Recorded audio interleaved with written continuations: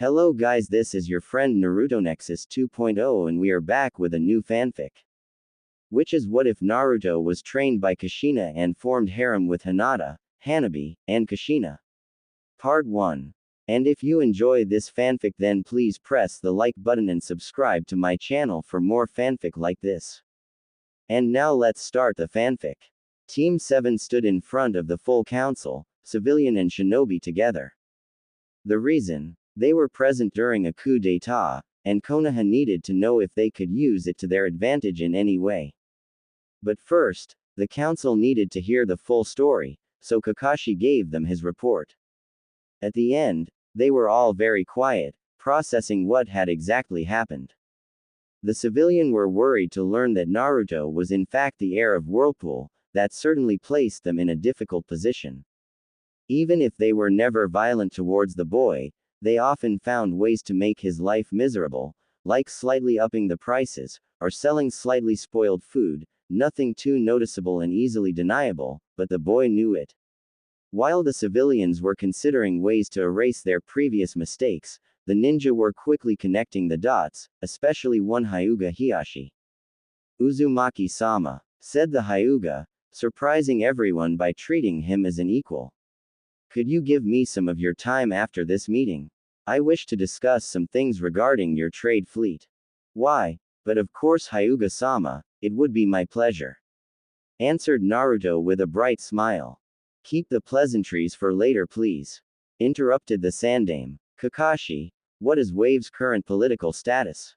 Our client was proclaimed as the new daimyo, but he isn't a politician. I doubt he'll keep the position for long.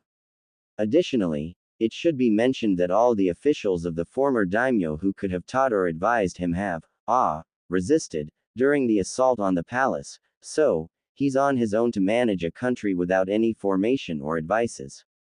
Sake Haruno raised her hand, and Hiruzen nodded in her direction to allow her to talk.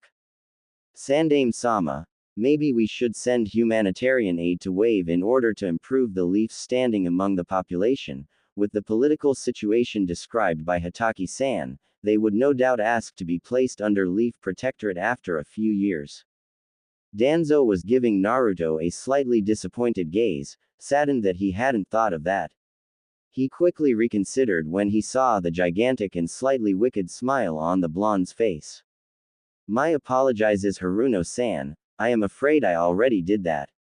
After all, I couldn't possibly let all those poor orphans to fend for themselves, could I? The civilian side looked at him with wide eyes, shocked that a mere 12 years old managed to beat them to the punch. They could have sworn it was a political maneuver if it wasn't for the sheer honesty in his voice. The ninja side saw right through it, and Naruto received more than one appraising look. Hiyashi in particular seemed to have even more interest in him while Danzo had to forcibly contain his proud smile. From the corner of his eye, the old warhawk saw Hiruzen smiling amusedly at him. Sake Haruno quickly recovered. As the head of the Konoha Mercantile Guild she refused to be outdone by a kid. Uzumaki-san, I heard your fief is barely recovering and still under reconstruction, is it really wise to spend so many resources?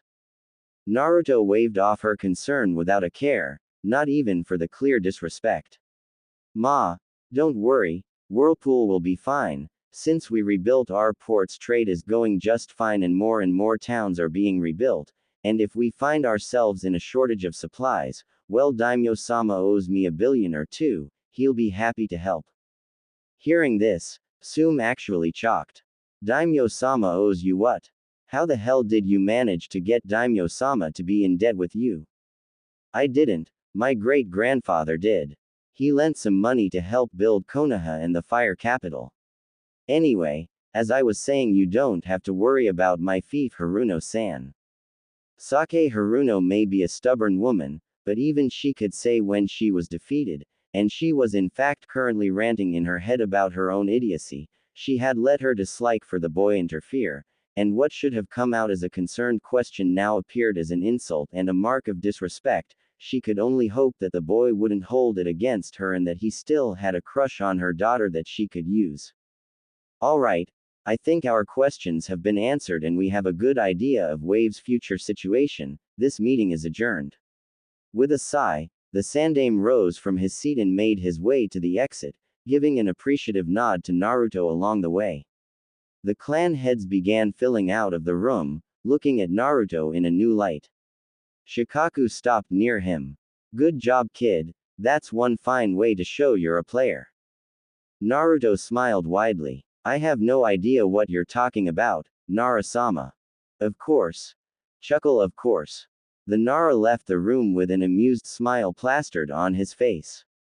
Hiyashi stopped next to Naruto, gaining the attention of the blonde.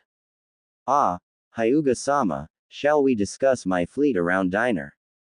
It is quite late. Most certainly. May I invite you to the Hyuga compound? I accept with pleasure. I heard a lot about the talent of the Hyuga cooks. Hiyashi nodded and led him away from Team 7, Sasuke fuming once again at the importance his teammate was taking. He could not accept the fact that Naruto was now his equal both as a ninja and socially. Before, he could still see himself as superior because the Uchiha were a noble clan, but now he learned that his teammate was a noble too. What next? His ancestors were daimyo. He couldn't accept the idea that he was equal in everything with someone he had despised all his life. He had to find a way to become superior again. If it wasn't through skills, then it would be through fame. The walk toward the Hyuga household was calm, even if the villagers were looking absolutely shocked to see the Hyuga clan head walking with the demon brat, and talking to him like he was someone of equal stature. Their talk mainly revolved around the most recent political events, both national and international. Hiyashi wanted to see just how politically aware the boy was, and he was absolutely shocked to see that Naruto knew almost as much as him. When they arrived at the Hyuga manor, Naruto was led to Hiyashi's office after he sent a branch member warn the cooks that he had a guest. Once in the office, Hiyashi went directly to the serious stuff. Well, Uzumaki-sama, you are better informed than I thought. I heard your fleet is the fastest in existence, is that true? According to my admiral, my trade fleet can go from hot water to tide in a bit under 3 days. Must I understand you wish for a quick mean to export your sake? Yes, it would give us more opportunities. It so happens that the Tide Daimyo is quite fond of our sake. Instating a trade route between outports and Tide could result in massive benefits on both our parts. Naruto smiled. Even better, we could ask the Tide Daimyo to let us put up whirlpool commercial outposts allowing the entry of goods in his country tax-free. The idea of having more of your sake, faster and cheaper will probably be enough to convince him. Hiyashi nodded. This seems to be worked out. May I consider ourselves as commercial partners? Most certainly. Good. I am a little curious, what are your plans after Wave asks to join your fief? Do you know of the Susanoo's Teeth Archipelago? Yes, a very rich zone, but difficult to sail, littered with cliffs, sandbanks and other treacherous obstacles. The main island, Foam, is rumored to be especially rich, but this cluster of islands is poor and in constant anarchy because of the pirate fleets that infest the smaller islands. I do recall that Water once tried to purge these islands only to lose their whole fleet. Yes, very accurate. There are no less than 200 pirate bases, from a single dock for a lonely ship to entire harbors housing no less than 8 ships. They made prosperous life on Foam impossible, and Lightning's south coast is subjected to so many raids that they have to import goods through their neighbors of Frost. But even then, it isn't safe and Susanoo's pirates often raid the trade routes. I just so happen to be currently using these trade routes a lot. You do realize your fleet will be attacked. Oh, but that's what I want. Once the pirates do this very mistake, I will have an international excuse to raid and conquer the archipelago. My admiral already took contact with no less than 12 fleets and convinced them to join over once the battle begins. My fleet also has detailed maps of the archipelago and the emplacement of almost all the pirate bases. Kiri failed to seize these islands. What makes you think you can? First, they didn't have inside help. Second, their ships were primitive at best while the Whirlpool fleet is nimble and technologically advanced, and last but not least, they weren't led by Sufuku Daijiro. Hiyashi's eyes widened. You have Daijiro the Kraken under your orders. Yes, you could say he was honor-bound to help since his father was Whirlpool's previous admiral. He really likes my plan. Though, I'll admit I wasn't the one to come up with it. Now Hiyashi knew that Naruto would succeed. Daijiro had been a famed and feared pirate captain and he had many nicknames. The Kraken, Blood Wave, the Fury of Whirlpool, now he understood the last one. Then, the implications dawned on him. You will have complete control of the sea trade on the eastern part of the elemental nations, and no one will be able to accuse you of anything. You will have simply defended yourself against pirate attacks and done the world a favor by removing them. Impressive. Yes, and since I am a prudent man, or boy for now, my men have already contacted a few independent ninja clans to settle down on Foam and some of the biggest islands.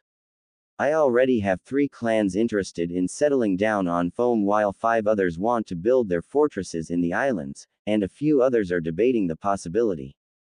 Hiyashi quickly recalculated everything he knew of the boy. He had been told the blonde was the dead last, with no talent as a shinobi, an idiot of untold proportion with no hope of redemption. Clearly, the last part was wrong, so absolutely wrong. And while he didn't know about the part on his ninja talent, he did know that the boy was one devious leader.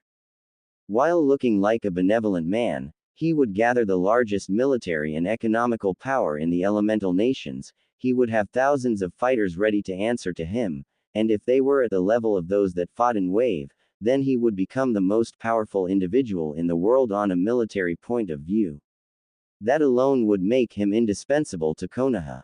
As an added bonus, people probably won't pay too much attention to me. I mean, sure, taking over Susanoo's teeth will be impressive, but they'll probably think I don't have the manpower to hold it on my own.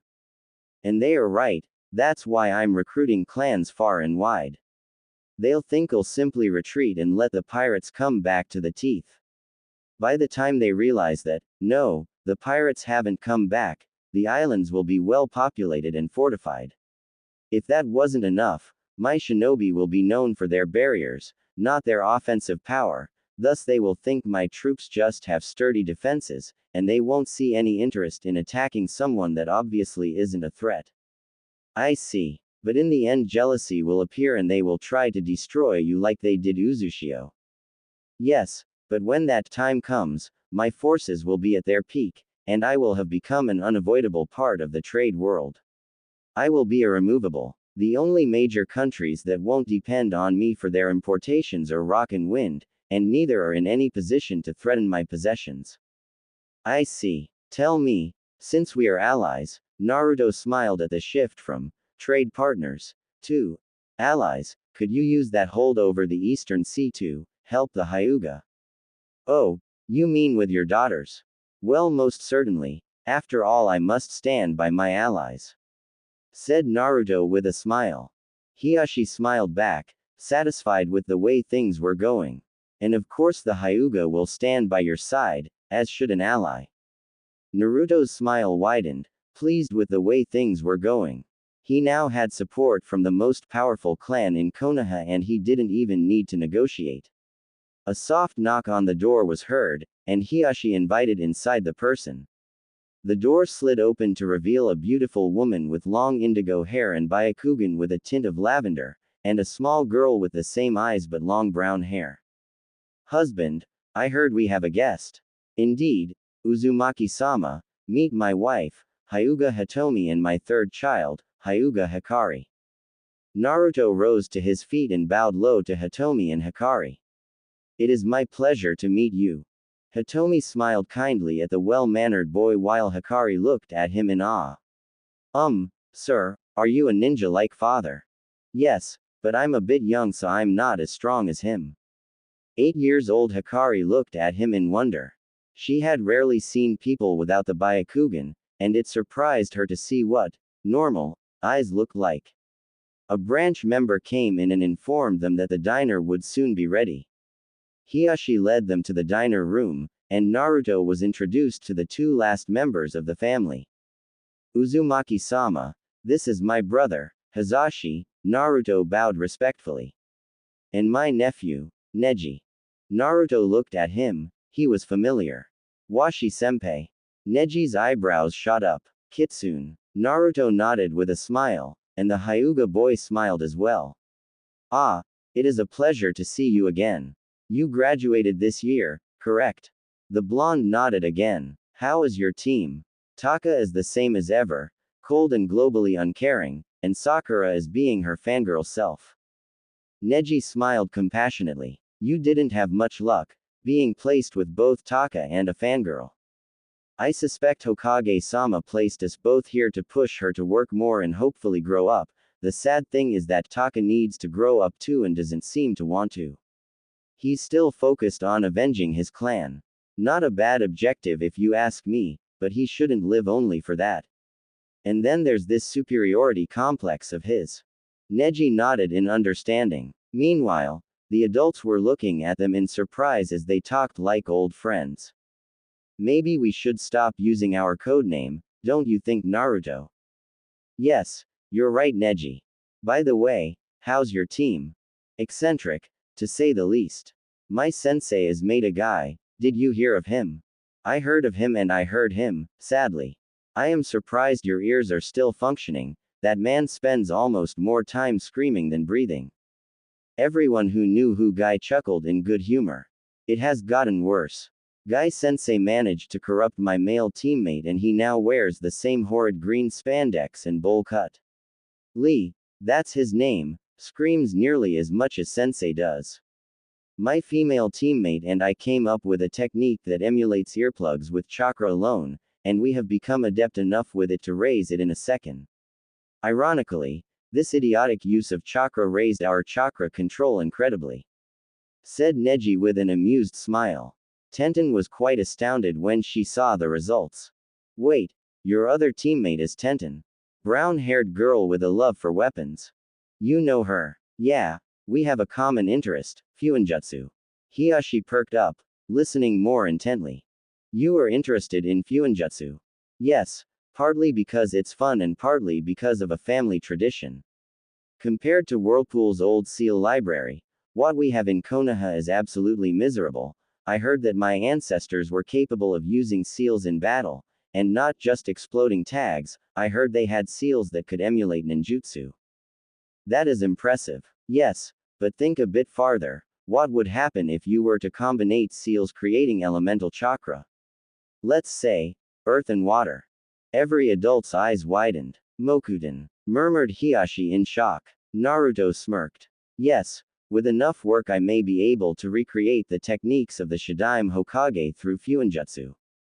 But it will be in a long time. Right now I'm still trying to figure out how to do even a simple chakra nature conversion seal. Apparently, changing the nature of your chakra is hell, even with seals helping along the way. It would be easier with a neutral chakra, but I don't think that exists. Hiashi blinked and looked at his brother. During the conversation, they had taken seats around the table, but they kept listening to the two youth, but it looked like it may be a good time to place a word. Naruto-sama, if it helps you, I heard Jiraiya-sama speaking once of Sage Chakra. He said that natural energy made all elemental techniques equally easy because it wasn't attuned to any particular element. Naruto stopped and looked at Hiashi, wide-eyed. That's it. If I can harness natural energy I can hope to actually make progress. Thank you Hiashi-sama. Hiashi nodded. At this moment, the doors of the kitchen opened, and dishes were disposed on the table. The diner was mostly Neji and Naruto talking about what they had done in their career, and once Hikari had left the table to go rest, they talked about Naruto's plans.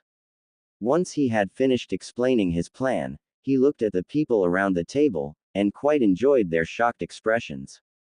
I knew you were devious, said Neji, but I didn't know it was to this extent. Why, thank you, I worked hard to be like that, answered Naruto with a cheeky grin. Does Danzo-sama know all this? Why bother the old man? He is busy with other things.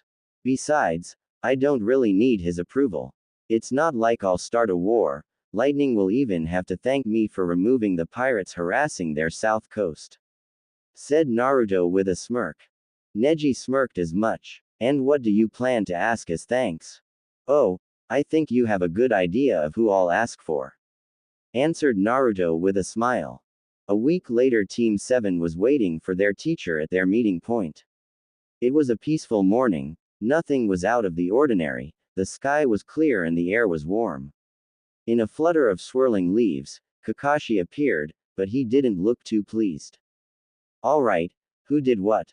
I just received a convocation to the Hokage office for our whole squad. Sasuke and Sakura both looked at Naruto. Don't look at me like that, I stopped making pranks when I became serious. With a sigh, Kakashi signaled them to follow him. They made their way to the Hokage office in silence, with Sasuke and Sakura occasionally glaring at Naruto, much to his irritation. When they arrived at the secretary's desk, she pointed at the door.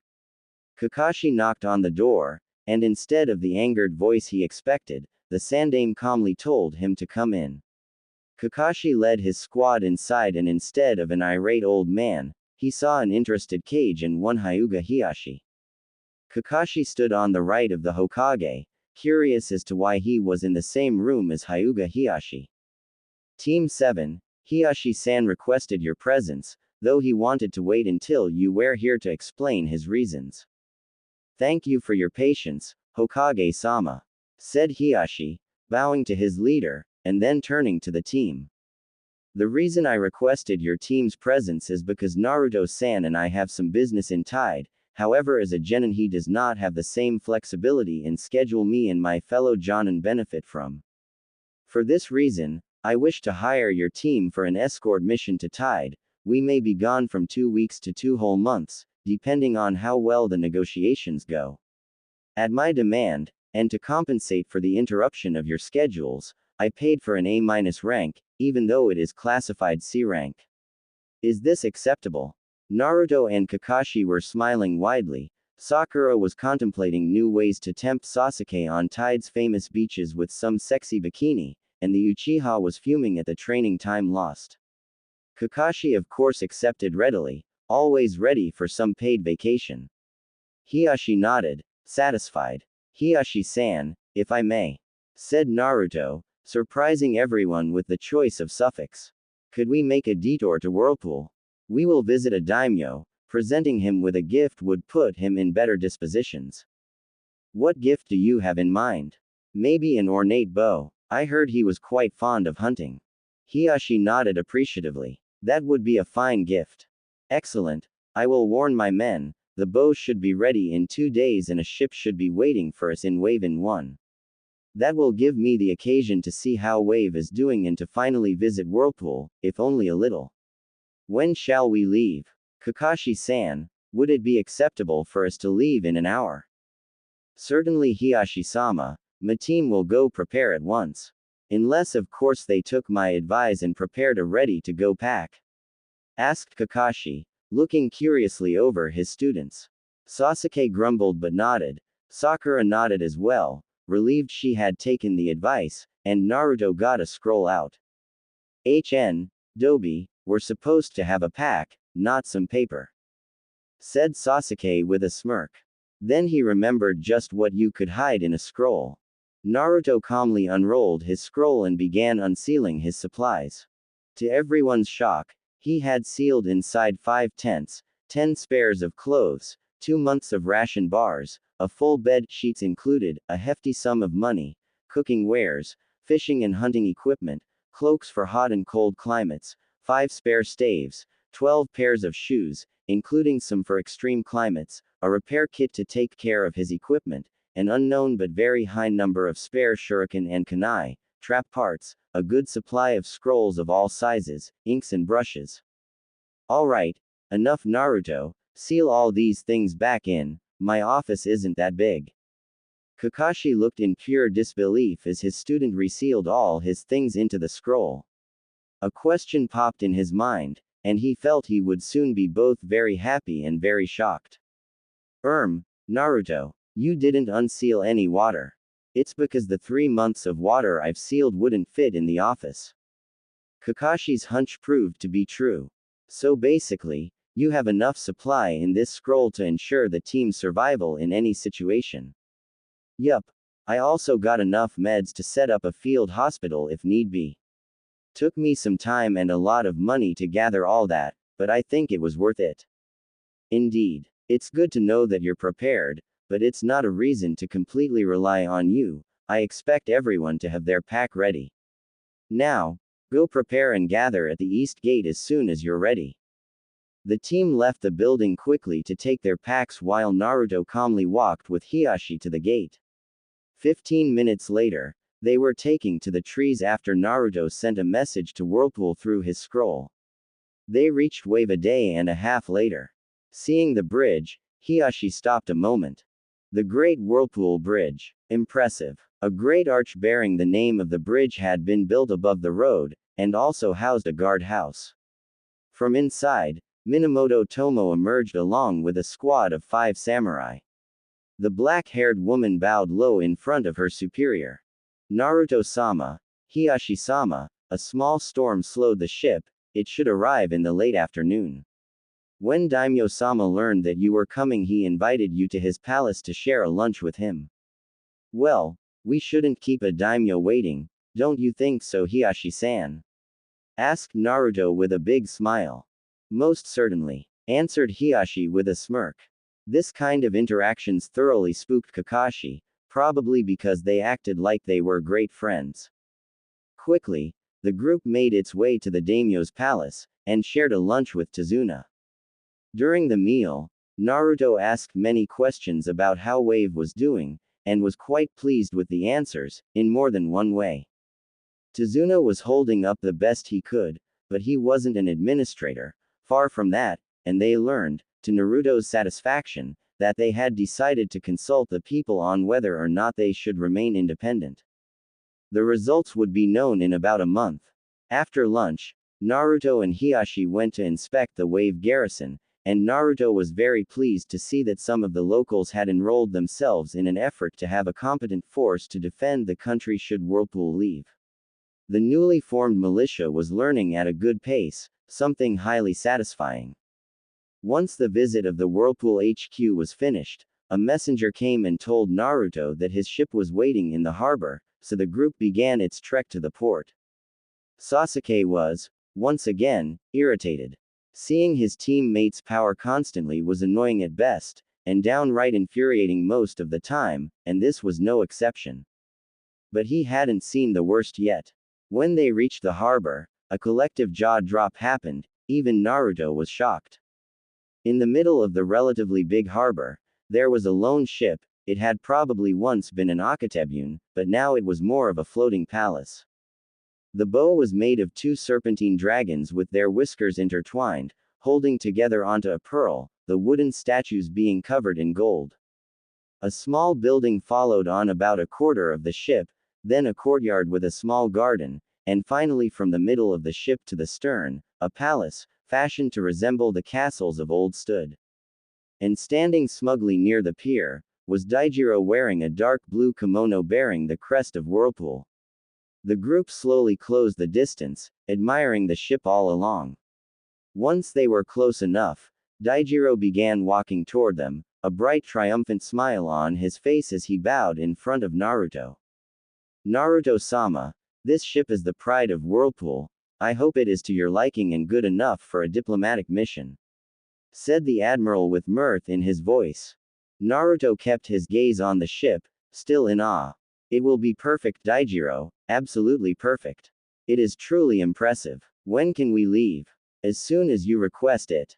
Good. Then we'll leave as soon as we embark. Quickly, the group embarked and the ship began moving. To everyone's surprise, it moved very fast for its size. Hiashi, curious, turned to the captain. Daijiro-san, I am no naval expert, but I am fairly certain a ship of this size isn't supposed to move at this speed. You are right, Hiashi-sama. However, I made a few interesting discoveries during my youth, including an old device transforming ambient chakra into energy. Once I had a good idea of how it worked, I managed to recreate it and linked it to the engines. Now, Whirlpool has the strongest and fastest fleet. Hiashi nodded, accepting the answer. The ride was calm, and the next day they reached Whirlpool Island, more specifically the southern port. The city was growing nicely and many construction sites were visible, indicating that the island was indeed doing well. When they landed, they were welcomed by Masahiro and a full platoon of samurai that escorted them to a mansion that had been established in case Naruto decided to visit. Of course, Naruto regretted greatly that he couldn't visit his lands like he wanted, but he couldn't really stay too long if they wanted to be on time for the meeting with the daimyo. They left Whirlpool the next morning with the ornamented bow. The travel to Tide was a calm one. Sasuke would stay in his quarters and brood passionately, Sakura would try to infiltrate said quarters, and Naruto enjoyed the anomaly that was the small garden on the bridge. How that thing was kept healthy, he would never know, but he certainly didn't complain. Occasionally, one of the three Fun making up the escort would come close enough that he could wave at the crew. When they reached the harbor of Tide's capital, they saw that an official delegation was waiting for them, and looked positively gobs make it at the ship. Naruto smirked. Yes Dream-kun, just there. Ooh, this is the best. Ah, I couldn't agree more sister. Yes, oh your hands feel so good. Hey, I try my best. I don't know what's better, your hands or the fact there's two of you, ooh. Yeah it's nice and all, but our backs are relaxed enough. How about taking care of our front boys? Naruto awoke in his room in Tide, with one very hard problem. Those vixens. Sigh I wish they were real. 3 weeks later, they were leaving the country. The Tide daimyo had quickly agreed to the creation of Whirlpool trade outposts since it would be beneficial for the economy of the country, but the details had taken some time to be discussed. A clan of chakra-using sailors originated from Wind Country, the Kazeshio, had been selected by Naruto to oversee the construction of the outposts. The Kazeshio had a respectably good fleet, but they were choked by the competition in wind, so this new position was a godsend for them. The fact that they trained in ninjutsu ensured that their ships and outposts would be well defended. While they were in Tide, the Hokage had sent a message to them, telling them to wait in Wave to see what the people decided to do regarding the future of the country. Of course Naruto was thrilled. However, when he finally reached Wave, a little surprise was waiting for him on the docks. Once they walked down the pier, they were surprised to see a group of Okami talking with a group of light blue-haired ninja. The Okami seemed extremely friendly towards the other ninja, something that put Naruto slightly at ease. He noticed Okami Izumo talking to a tall man with spiky electric blue hair, very dark blue pants and a matching shirt, plated fingerless gloves and shinobi combat boots. He had 2 ninjutsu on his back with their sheath crossed and bore 2 katana on his side in a samurai fashion. He had a kunai holster on his right leg and a pouch on his back on the same side. Interestingly, he seemed to have a birthmark or tattoo in the form of crossed lightning bolts on the cheek Naruto could see. Apparently, Izumo and the man were talking quite happily and comparing batches of photo. If the silly grins and happy laughs were anything to go by, they were talking about their children. Good. Family men are easy to deal with, you give them a place where their family is safe and they're happy. Their appearance seems familiar, but I can't seem to remember from where.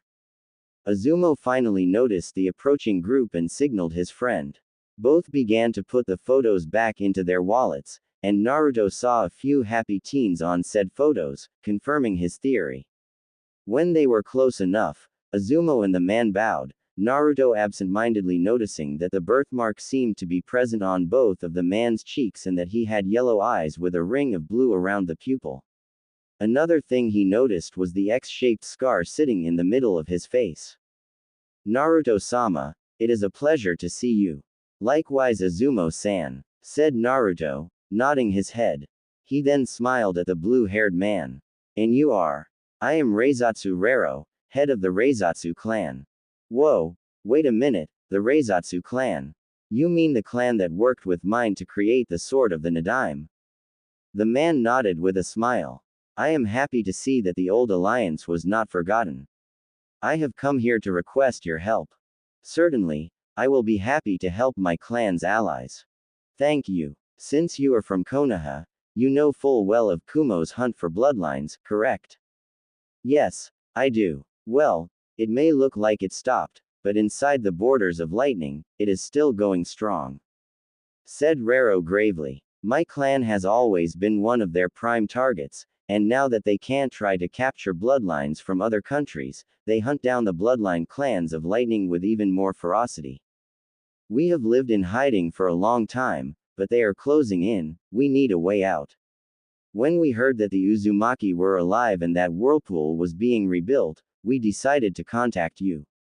My clan asks for asylum and protection, please help us in our time of need. Rero bowed low once he finished. Stand up. Where is your clan currently? Keiko-san was kind enough to let us stay in Whirlpool for the time being. We couldn't stay in Lightning any longer without being discovered, and we don't have the might to face Kumo.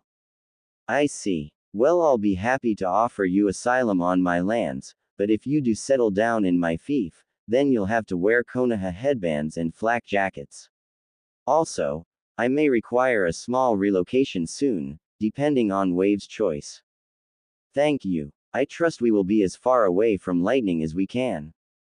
Of course. It was at this moment that Sasuke, fed up with seeing his teammate gain power while he did nothing, decided to speak up.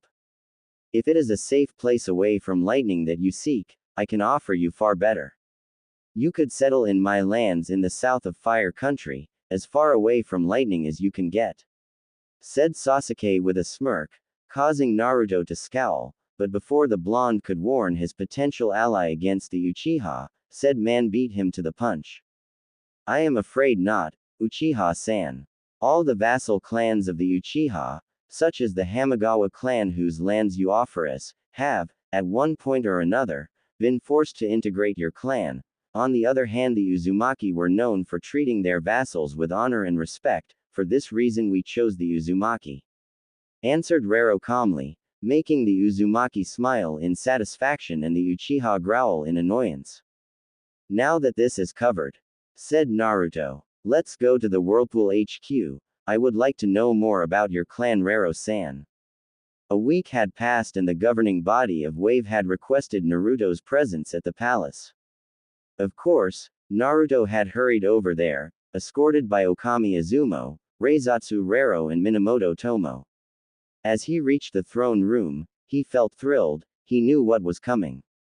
The officials from all of the main settlements of Wave were present, and all seemed happy. Tazuna looked impatient, like he was 3 phrases away from his liberation, which was probably true. Bowing, Naruto and his subordinates seated themselves. Tazuna cleared his throat and began speaking. Uzumaki Naruto, Lord of Whirlpool, it has been decided by the people of Wave that independence was not as important as safety. Your troops have shown strength and kept us safe in our darkest hours, freeing us from 2 tyrants. Wave wishes to entrust the future of this lands and its inhabitants into your hands, do you accept? It is an honor, I accept and will strive to make Wave a better place, and ensure all of its children are fed and cared for. Then I bow to you my lord, said Tazuna as he, along with all the officials, bowed to the floor. May Wave prosper under your guidance. Naruto rose to his feet, satisfied with the way his plan had gone. Rise. First, the Reizatsu clan will come from Whirlpool and settle down in Wave, with Reizatsu Rero appointed as central administrator of Wave and head of the ninja military if any are trained in Wave. Minamoto Tomo is hereby appointed as head of the Samurai Corps of Whirlpool in Wave. Tazuna-san, I will require your services in the future, I'll send you the specificities for some bridges, and I would appreciate it if you could look them over and see if you can build them, and if you can prepare a few first batches of plans before you are shown the place of construction. That I can do. Man, am I happy to go back to bridges. Tazuna sighed in relief. Naruto smirked amusedly. I have no doubt you are. Now, Wave will undergo a heavy transformation. Due to its geographical situation, it has potential to become a major trade hub, something I do plan to turn Wave into, especially now that trade outposts are being established in Tide. Expect heavy investments in the island's economy soon. All the mayors had grins when they heard that. Investments meant work. Work meant the island would be back on its feet quicker. And if Wave indeed became a trading hub, then they never would have to worry about the next meal ever again. Rero was glad to have a new home far enough from lightning but still close enough to his new friend Azumo, and Naruto was happy that his plan was a success. The next day, the Leaf team and Hiashi departed from Wave to inform the Konoha Council of what transpired in Wave, and once again a good chunk of Wave's population had come to see them off. The Wave division in its entirety stood at attention, proudly displaying their light blue armor marked with the crest of Whirlpool, Wave's emblem just below it. There were over 100 recruits, not bad if you asked Naruto, and while they still had a long way to go, they were determined. Naruto gave a small speech, causing the crowd to cheer, and they were off. 5 months since graduation, and he had already extended his fief by a good 50%, added a new ninja clan to his ranks along with a complete fleet, and established trade outposts that would guarantee his holdover trade in the Eastern Sea. Kami-sama, it's good to be me. A week later, they reached Konoha and went to the Hokage. Considering the nature of both the mission and the intel they brought with them, the debriefing was made in front of the council. Once the group entered the room, Hiashi went to his seat calmly and looked over the council. The clan heads seemed completely bored. They had already guessed what happened, so they didn't really want to bother themselves, but that was the procedure. The civilians, on the other hand, were curious and wanted to know how the trip would affect trade in the region. The Sandaime came into the room and sat on his chair. Very well. This will be a short meeting. I have much to do, so I don't have time for hours of discussions. What are the results of the trip? Did the Tide Daimyo agree? Hiashi nodded. Discussing the details took some time, but the Tide Daimyo agreed. Whirlpool commercial outposts are currently being built along Tide's northern coast.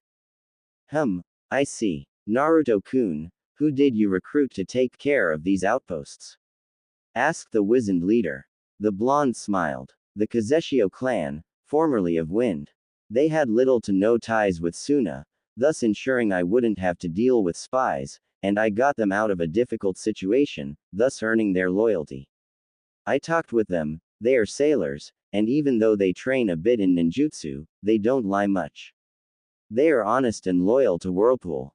Hiruzen nodded, satisfied with the answer. Good, good. Now, what of Wave?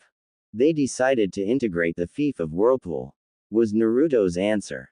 Uzumaki-sama, said Sake Haruno, gaining the attention of the whole room. Surely managing all these trade routes must be difficult. Konoha's Mercantile Guild would be happy to lend you its services and experience. May I invite you for dinner to discuss the agreement? Said the Pinkett with a charming smile. But it was in vain. I'm afraid that will not be possible, Haruno-san. Said Naruto apologetically. As you said during the last meeting where we attended, my fief is still recovering, so we need all the benefits to help Whirlpool, and now Wave. As for the diner, it would have been with pleasure, but I have errands I must run. Answered Naruto with a polite smile. Sake nodded her acceptance of the answer, not that she had much choice. The fact that he threw her words back in her face wasn't pleasant, far from that. Alright, is everything covered? Asked the Hokage. Good. Team 7, report to my office tomorrow. I know I'm asking a lot out of your team, but you are my best genin team, and I need you on a special mission. Hiruzen then rose to his feet and left. Sasuke smirked. Feeling his talents were finally recognized, Sakura smiled proudly at being part of such a team. Kakashi simply shrugged it off, but Naruto couldn't help but feel the compliment, while honest, was there to keep them off his back. With a shrug, he left the room and went to his apartment. Note to self, find a new flat. The next day, the team gathered in front of the Hokage's secretary's desk, waiting to be all present before going in. Once the last of them arrived, Kakashi nodded to the secretary, who told the Hokage through the interphone they didn't have to wait long before being sent in. Standing in front of their leader, they wondered what kind of mission he could have assigned them. Hiruzen looked over them, reconsidering one last time his choice, before nodding in approval. Team 7, you are here for a mission of the utmost importance. As you know, our relations with Kumo are strained. Because of that, the daimyo of Hot Water and Frost worry. They know that, should a war between the Leaf and the Cloud break out, their countries would be the battlefield.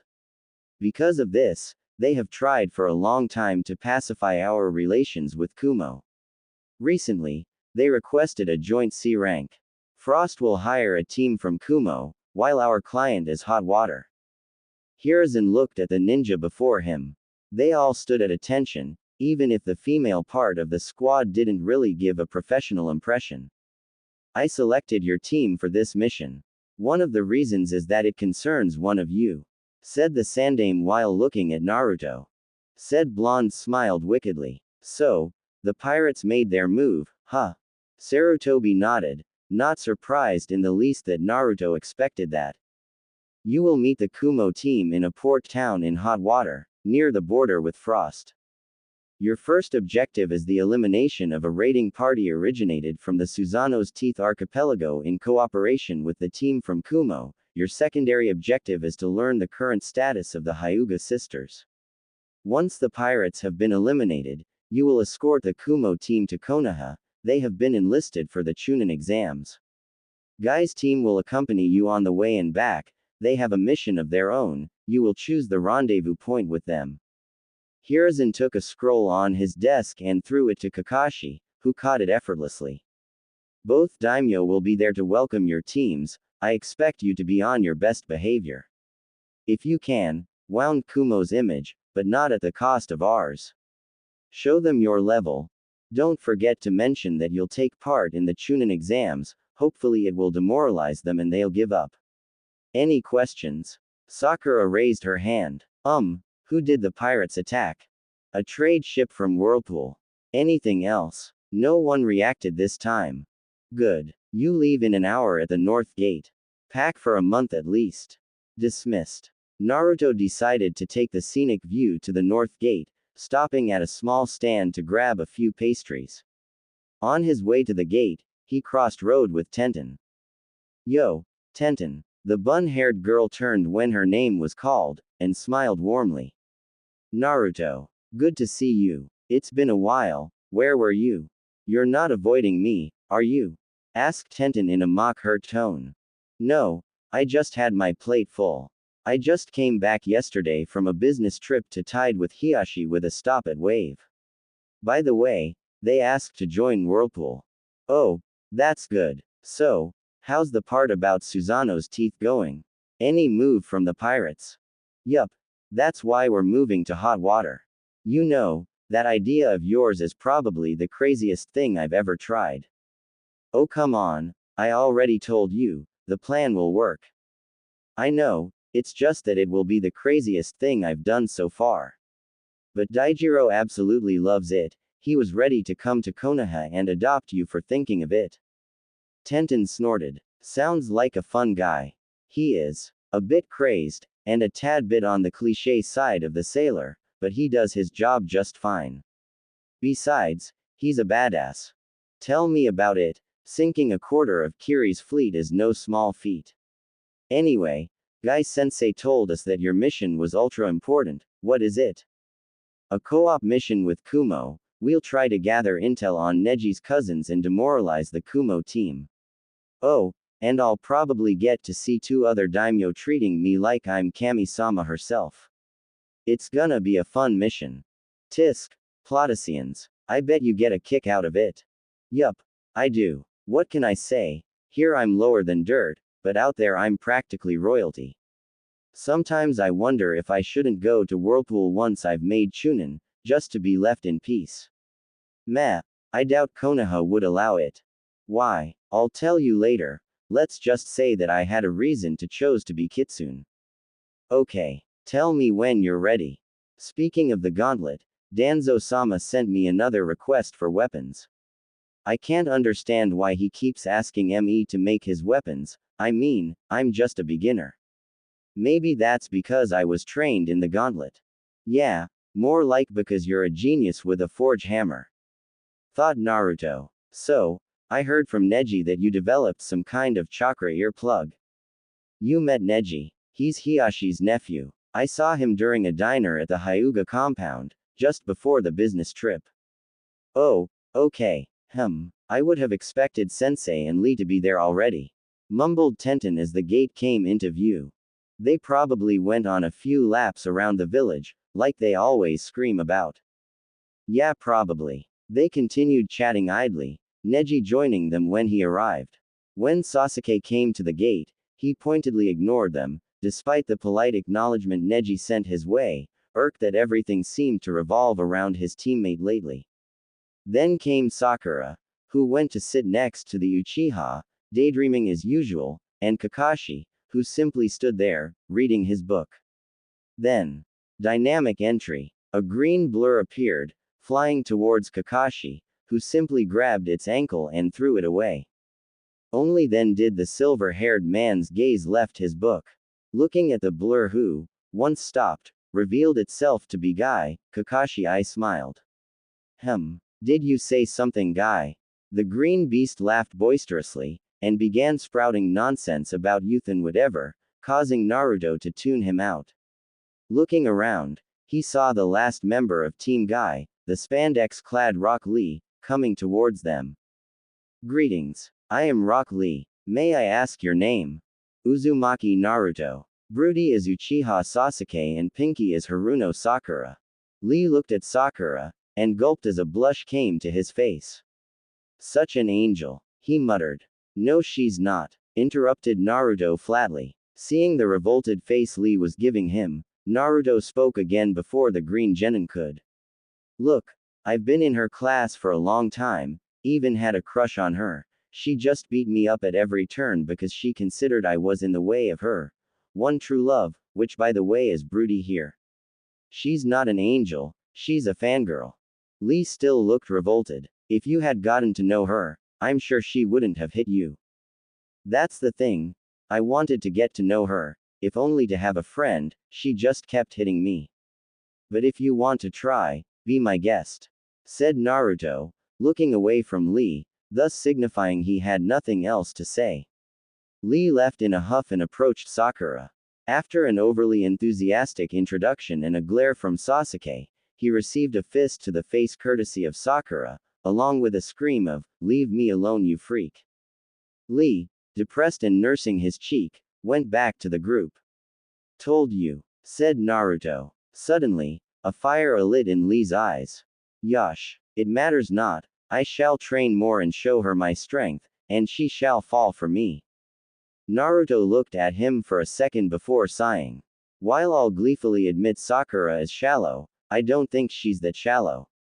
Lee's face began to distort in anger. How dare you talk of her like that? She's not. Oh really? Then why did she hit you without getting to know you? She doesn't do that to everyone. She just decided to judge you based on your looks and attitude, without getting to know you. If that isn't a shallow behavior, then tell me what is. Lee tried to argue, but nothing came to his mind. With a frown, he remained silent. Then a hand fell on his shoulder, a brightly smiling guy behind him. Worry not, my student. Pour your heartache in training, and you shall swoon her with your strength. Lee immediately followed his teacher and they began some sort of contest to be the most ridiculous possible, with sunset and rivers of tears. Naruto looked at it blankly before turning to Kakashi. He's single, isn't he? Kakashi nodded. I see. Sigh, it's going to be a long trip. The trip was mostly calm, even if there was a rising tension between Naruto and Lee, and now, on the last night they would spend in the same campsite, it was at its peak. Lee kept sending dark glares to Naruto, and it was getting on the blonde's nerves. The fact that Neji and Tenten seemed to agree with the foxy teen certainly didn't help. The tension was such that Guy and Kakashi decided to get involved. Once dinner was eaten, they signaled their teams to sit around the fire. All right, began Kakashi. There seems to be a bit of tension in the air. Naruto snorted, but his teacher ignored it. And it would be better if the situation was resolved. Indeed, Such unyouthful atmosphere is detrimental to the missions. Supplied guy. Naruto. Lee, may you explain the reasons of this dispute? I told him a few things, he didn't like it. Said Naruto curtly. He was in a sour mood, and definitely didn't want this shit to keep going. What? You belittled the beauty and mind of my beautiful cherry blossom. Bellowed Lee. Sakura, ticked off, rose to her feet and sledgehammered Lee's face into the ground via her fist. I told you to leave me the fuck alone, you freak. She then turned to Naruto, seething. As for you. The blonde's eyes met hers and flashed red as he snapped. What? Sakura, nervous, stepped back, and returned to her seat, muttering nothing, fearfully. Good. Now Lee-san, I never said she was ugly or stupid, I said she's a fangirl, it's her personality I criticized. Lee, springing back to his feet, glared angrily at Naruto. You have no right to do so. You don't know her, yet you behave so unyouthfully too. Shut the hell up. Naruto was now beyond pissed, and his eyes flashed red every few seconds, to the increasing worry of the Jonin. I'm tired of your childish behavior. I've known that bitch since childhood, spent 5 years in her class, I know her more than you do. It pisses you off that I don't act like a moron like you. Tough luck. I'm a feudal lord, the tiniest of my mistakes can end hundreds of lives and destroy thousands. I don't have the luxury of being stupid. Naruto paused to breathe deeply and calm down, his eyes stopping to flash red. Now, I easily admit I may be biased on matters that pertain to Haruno, but you are falling for her looks without knowing her, and when I told you things as I saw them, instead of taking them into account, you immediately denied them and decided that you, who barely knew her, if at all, knew better than me, who spent a few years knowing her, and then proceeded to berate me. Even more, you refused to acknowledge the numerous evidences, namely the hits, that I was right and blamed the whole situation on me, something that makes me want to cave your face in. If you don't want to grow up, it's not my problem, just stay away from me. With that, Naruto rose to his feet and jumped to a high branch. I'll take first watch. Lee looked at Naruto's back, gobsmacked. A genin 1 year his junior had just berated him and called him childish, and even though he wanted to deny it, Naruto had raised a few good points. Silently, he made his way to his tent, mulling over what was said. Guy on his part was shocked with the way Naruto had talked, and he was quite surprised to learn that Naruto was a feudal lord. Looking at Kakashi, he spoke dryly. I didn't recall any report mentioning Naruto being so unyouthful. Let's say the Mizuki incident awoke a part of him that knows life isn't all games and laugh. Was the Jonin's answer. Naruto was standing in sewers. He didn't know why, and it bothered him. He remembered standing guard with Neji, then waking Sakura and Tenten to take the second watch before going to rest in his tent. Then, he found himself in this sewer. Looking around carefully, he notices several hallways. Trying to peer into the darkness, images come to his mind, most too vague to be understood. Hey, finally came to visit. Turning around, Naruto is surprised to see himself. But more ethereal, almost see-through. Kitsune. Yup. Welcome in the mindscape. Fluffy wanna talk to you, so he pulled you here. I wish I could do that too though. Anyway, it's over there. Naruto followed his evanescent image and reached a gigantic room with a mighty cage, the Kyuubi clearly visible behind the bars. He expected a demented demon of destruction constantly screaming for blood, but what he saw was a calm fox, if a bit big, seemingly pondering something. Leveling his gaze on Naruto, the Kyuubi seemed to assess him while the blonde did the same. You're not what I expected. I thought you'd be less calm. That is to be expected, answered the fox in his deep rumbling voice. And until a few hours ago, you'd have been right. Naruto raised an eyebrow in curiosity.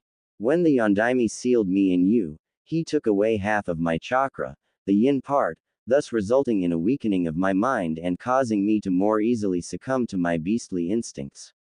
I became more violent, more prone to mindless destruction. Considering you attacked Konoha for fun, I'm not sure you can be any more prone to mindless destruction. Oh really? Chuckle, tell me boy, do you really think a fox of my size can sneak up on a village? No, I was sealed, in your mother to be exact, and was manipulated into attacking your village. I will explain more later. In the direction you are going, there are two, I don't know how to name them.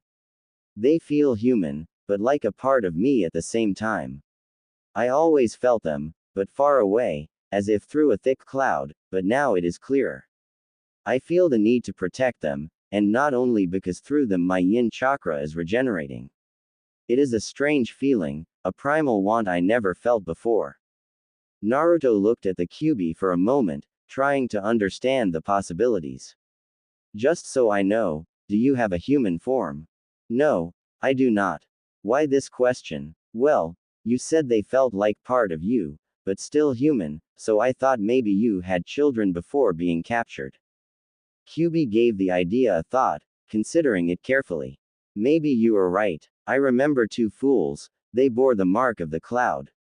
They managed to steal some of my chakra. It may have affected them more deeply than I thought and have affected their children in turn. Whoever they are, investigate this matter for me, and I shall help you. And if they happen to be your children, we will see when we see them. Naruto nodded, then turned to Kitsune. Since we're both here, maybe we should try and finish the merging. Kitsune nodded. Yugito stretched her back contentedly. She had the occasion to spend a good night of sleep in a very comfy bed for the first time in months. Since the formation of her team, the Raikage had done all he could to keep them out of Kumo, assigning them to C-rank missions as soon as he could. As a result, her team was without a doubt the best of Kumo, probably even better than some Chunin teams, and that was why they had been sent on this mission. She was glad they had arrived before the Konoha team. It gave them time to rest a bit before the mission. Rising to her feet, she went through her morning routine, enjoying the hot shower thoroughly, before going down to the common area of the inn they were staying at. The daimyo had paid for the best inn of the town, something Yugito was grateful for. Luckily, this morning was relatively peaceful so far. That must mean Atsui hadn't gotten on Hanabi's nerves yet. As she entered the room, she witnessed the explosion. Team 7 jumped down from the roofs, landing in front of the inn they were supposed to meet the daimyo and Kumo team at. They were about to enter, but the door exploded, a blonde Kumo genin flying through it. Shut the hell up, you temperature-obsessed freak. A dark blue and cream blur then followed the down genin, revealing itself to be a girl with midnight hair held in a Harem cut with a low ponytail falling from the back, fox ears and a bushy tail, all of the same color. Interestingly, she didn't have any headband. Oh, and she was shaking the life out of the poor boy. If I hear you muttering the word hot even one more time, I will put so much pepper in your food that your tongue will turn black. Another girl, identical to the first, only with her hair straight, ran after her and tried to get her sister to release the almost knocked out blonde. Sister, we are here for a mission, we must be professional. I don't care. I can't stand that idiot anymore. I'm bordering on taking my showers cold out of spite. Girls. Both girls turned to the blonde woman who just emerged from the inn, looking absolutely pissed. First, you're supposed to act professionally, something you are not doing. Second, hitting your teammates is forbidden, no matter how annoying they can be. If it was allowed, Kami-sama so help me, I would have beaten the living rap out of B. Third, don't get out without your headbands, and fourth, be grateful the Konoha team is not here. Can you imagine the image it would give of our village? Kakashi chose this moment to make their presence known with an ahem. Yugito looked at them, and dropped her head in defeat. Then, a gobs naked Naruto managed to regain enough control over his mind to ask the question that was going through his mind for the last 5 minutes or so. Foxy ladies, what the heck are you doing out of my dreams? The two girls turned their gaze to Naruto, revealing their very wide eyes to be Byakugan, slightly shocking Kakashi. Then a smile overcame their features and they glomped Naruto. Dream-kun. Yugito and Kakashi were both looking at this with wide eyes, wondering what the heck was exactly going on. Sasuke smirked evilly, thinking of something to put Naruto in difficulty. Dobi, care to explain why you know shinobi from an enemy village? A tick mark appeared on the forehead of one Uzumaki and two Hyuga, but Naruto answered nonetheless. Bitch, if I was a spy, do you really think my contacts would be a couple of genin? And two genin who were abducted in Konoha no less. And who only dream of going back home. Added the one with the Heim cut. You didn't answer my question, Dobi. He spat smugly. Hinata had enough. She rose to her feet and planted herself in front of the Uchiha. She closed her eyes for a moment, breathed deeply, then reopened them while activating her Byakugan. Suddenly, Sasuke found breathing difficult and took hold of his throat. Are you sure that you are not the Dobi? The answer to your question lies in his first question. How? I do not know, but for many nights we shared our dreams. Now think a little bit. Do you really think a spy would have reacted this way? She then deactivated her Byakugan, and the Uchiha began gulping air frantically. Sakura tried to help her crush while glaring hatefully at the retreating Hyuga. Wanting at least some payback on the bitch, in her opinion, who unjustly, in her opinion again, attacked her Sasuke-kun, she tried to release killing intent. She smirked when she saw the Hyuga stop and begin to shake slightly. Sister, I'm afraid, I think a fly wants to kill me. Giggle, Sakura's eyes widened at the dismissal of her killing intent and realized the girl was in fact shaking with restrained laughter, which enraged her even more. Okay. What the hell was that? Asked Kakashi. That was Hinata Nei's patented glare. Answered happily the one with the Heim cut. She didn't glare anyone to death yet, but she's getting better at it. Kakashi's sweat dropped. Alright. Since we'll work together, maybe we should introduce ourselves. I am Hatake Kakashi, Jonin of Konoha. HN, Uchiha Sasuke. Grunted the Avenger while glaring at Hinata. Haruno Sakura. Said the pink kid in a cold tone while glaring at Hinata too. Said girl seemed to be about as bothered by the glares as she was with the rain, and it was a sunny day. Uzumaki Naruto, Genin of Konoha and Lord of Whirlpool, at your service. Said Naruto with a bow and a charming smile at the Hyuga sisters. As one, they sighed dreamily. Sister, he's a prince. It keeps getting better and better. Quiet you two, you can flirt with him later. I am Niyugito, elite Jonin of Kumogakure and the poor woman supposed to contain these two little tornadoes of mischief. Said the blonde while glaring playfully at the two girls who answered with a vulpine grin and a happy swish of their tails. My name is Atsui. Said the blonde. And I'm the hottest guy in Kumo. Sweet. Now he's delusional too, like his obsession with hot wasn't enough. Hey. Quiet. Go on. I am Hyuga Hinata. It is a pleasure to meet you. Said the girl with the straight hair, then she looked at Naruto lovingly, blushing slightly. Especially you. The blonde blushed and smiled happily. I am Hyuga Hanabi, nice to meet you. Said Hanabi flatly, then a bit more excitedly. Now, can we take Dream-kun to the hot springs? We gotta get to know each other. What? Young lady, I hope this is a joke. Do you really expect me to let you two go alone in the hot springs with a boy you barely met? Yes. Yugito face-palmed. Let me put it that way. I refuse to let you go alone to the hot springs with a boy you barely met. I'd ask to come along. Considering the state of the relations with Konoha, I have no doubt that Kakashi-san would. I don't mind, said Kakashi with an eye smile, causing Yugito to stop abruptly, her mouth still open, and slowly turned to him. What? She breathed in shock. I know Naruto is a responsible young man, and you can't exactly do anything to him without your country and village facing dire consequences. So I don't mind. Thanks, exclaimed Hanabi. You're now officially a cool guy in my book, Kakashi-san. Come Hinata-ne, Dream-kun, the hot springs are over there. With a last disbelieving look at Kakashi, Yugito followed the three youth to the hot springs. There wasn't much talking done on the way, mostly the girls clinging to the boy, with his arms wrapped around their waists. The owner of the hot spring was a bit surprised by their ears and tails, but not as much as the first time they had come here. What completely shocked him was the fact that they requested a pool where they could all go together. The man sent a jealous glare to Naruto, wishing he was the one who would see Yugito. The two others were too young for him.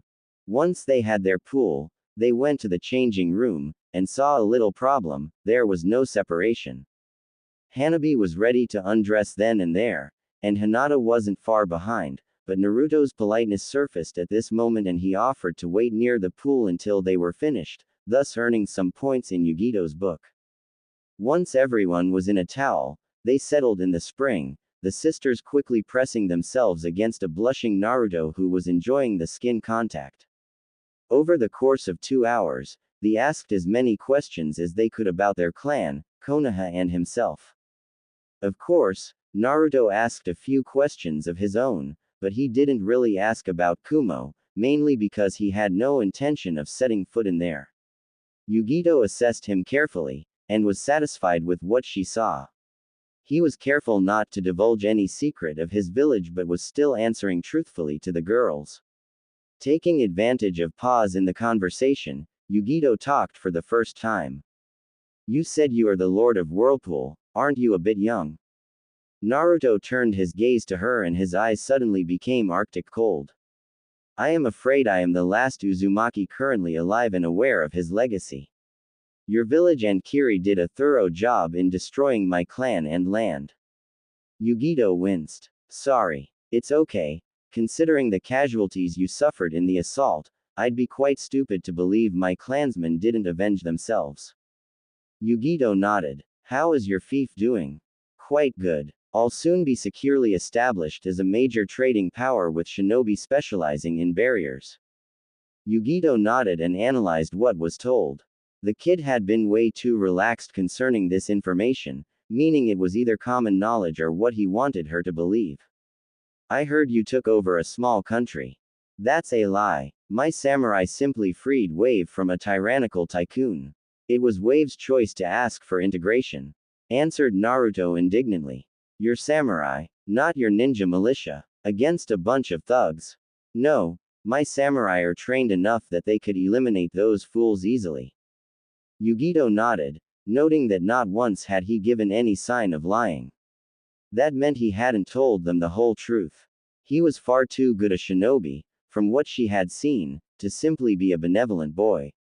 "I also heard you had Daijiro the Kraken under your orders, don't you fear Kiri's answer?"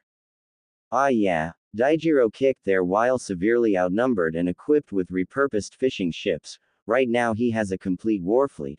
I'd like to see these fog suckers trying to attack me. The first whooping Daijiro gave them would look like a peck compared to what he'd do to them now." Yugito nodded carefully. "And what will you do about the ship that was attacked?" "I'll send a message to Daijiro. Maybe he can clean up a few islands as an example for the other pirate groups." Yugito noted that he didn't say everything, and filed this information for later. "I see. Well, maybe we should return to the inn. The daimyo may have been busy today, but they should be done soon. Let's go." Once again, Naruto waited for the girls to be done before stepping in the changing room. Interestingly, while he was dressing, he heard Yugito forbidding Hanabi from using the Byakugan and said young woman saying that it was to make sure there wasn't any danger in a way too innocent voice. With a smirk, Naruto finished dressing. They then returned to the inn, with Naruto enjoying the jealousy of the teens his age that saw him with two hot fox ladies clinging to him. When they finally reached the inn, they saw that Atsui was on one side of the inn with Sasuke and Sakura on the other side, glaring at the lone blonde. In the middle, seating near a table, his face buried in his book, was Kakashi. The group went to sit with him, quickly joined by Atsui, who was sending envious glances to Naruto. Kakashi then motioned his two other students to come nearer, something they did reluctantly.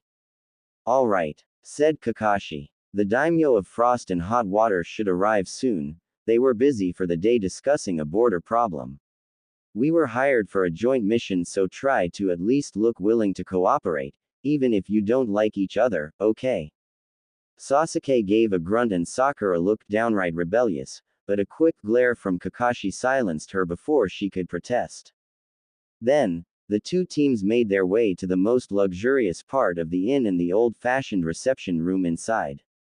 8 cushions had been placed on the ground, allowing them to kneel there. Sakura, who never had to sit on a cushion before, tried to imitate the others but with mitigated results in her heels and calf hurting like hell. On a side note, she wasn't the only one struggling. Atsui also seemed to have problems with this position. Surprisingly, Naruto was completely unmoving and regal looking.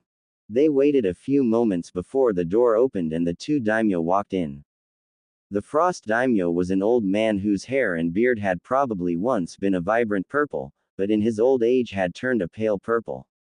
His hair was short and spiky, kept under a hat with a metal plate bearing his country's symbol, akin to a headband.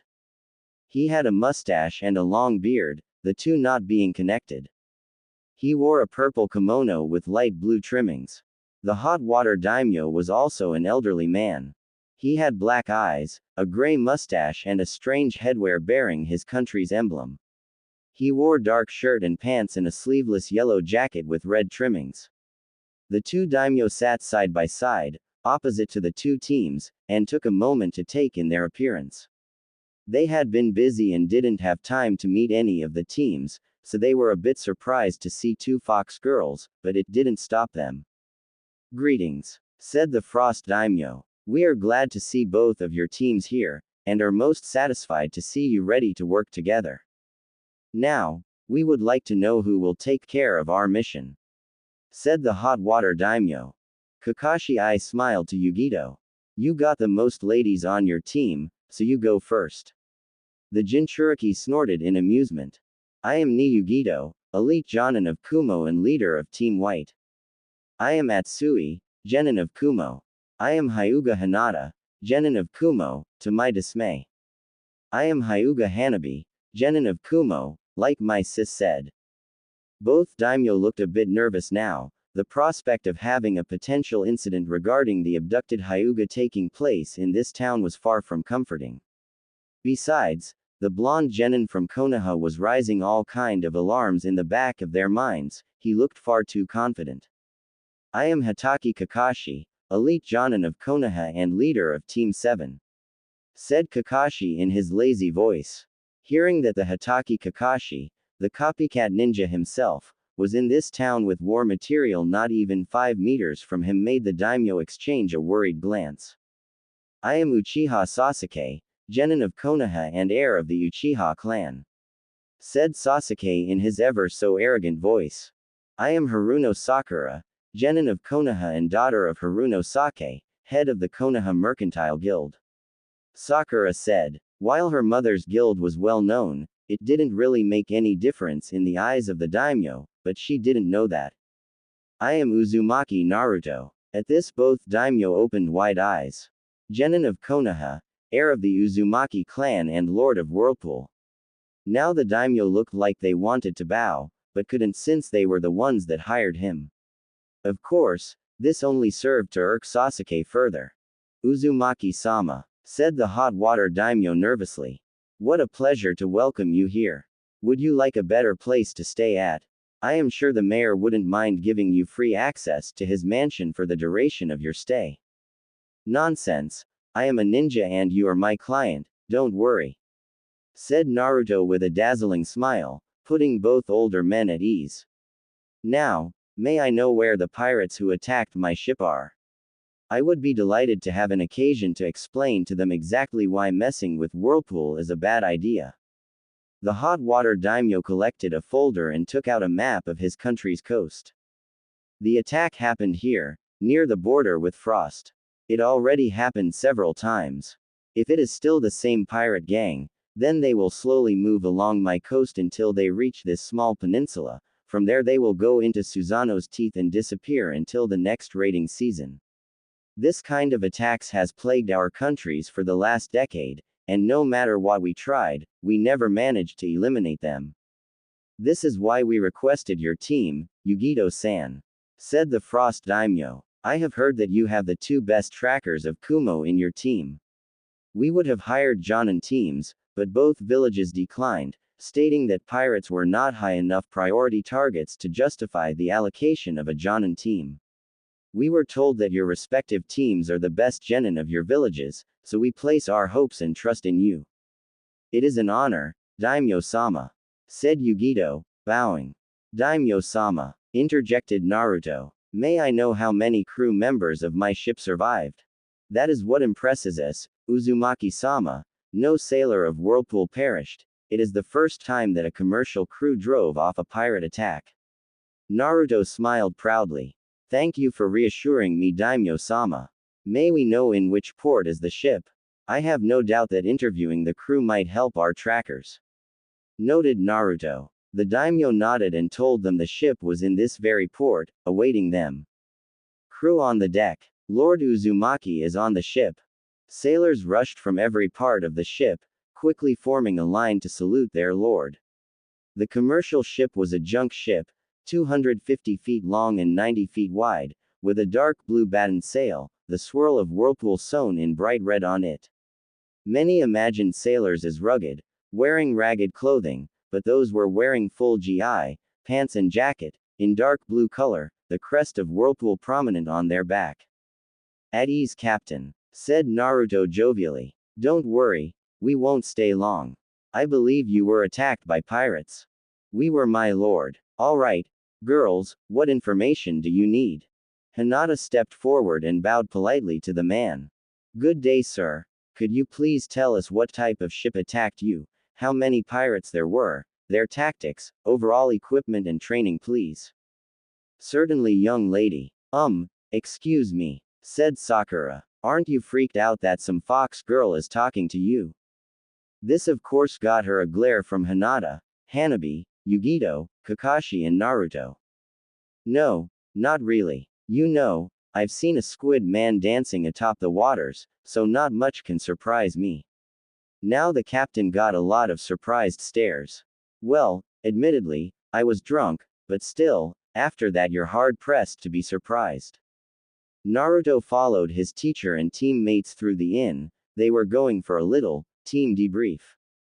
No one was fooled. No one would have been, so Kakashi didn't bother hiding the purpose of this meeting very well.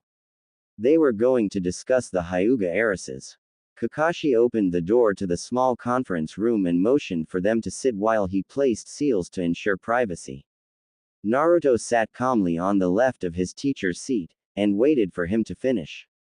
Once that was done, the gray-haired man sat. Sasuke was on his right, and Sakura right in front of him. So, said the Jonin, what do you think we should do about these new developments? Asked Kakashi in a completely relaxed voice. What do you mean, sensei?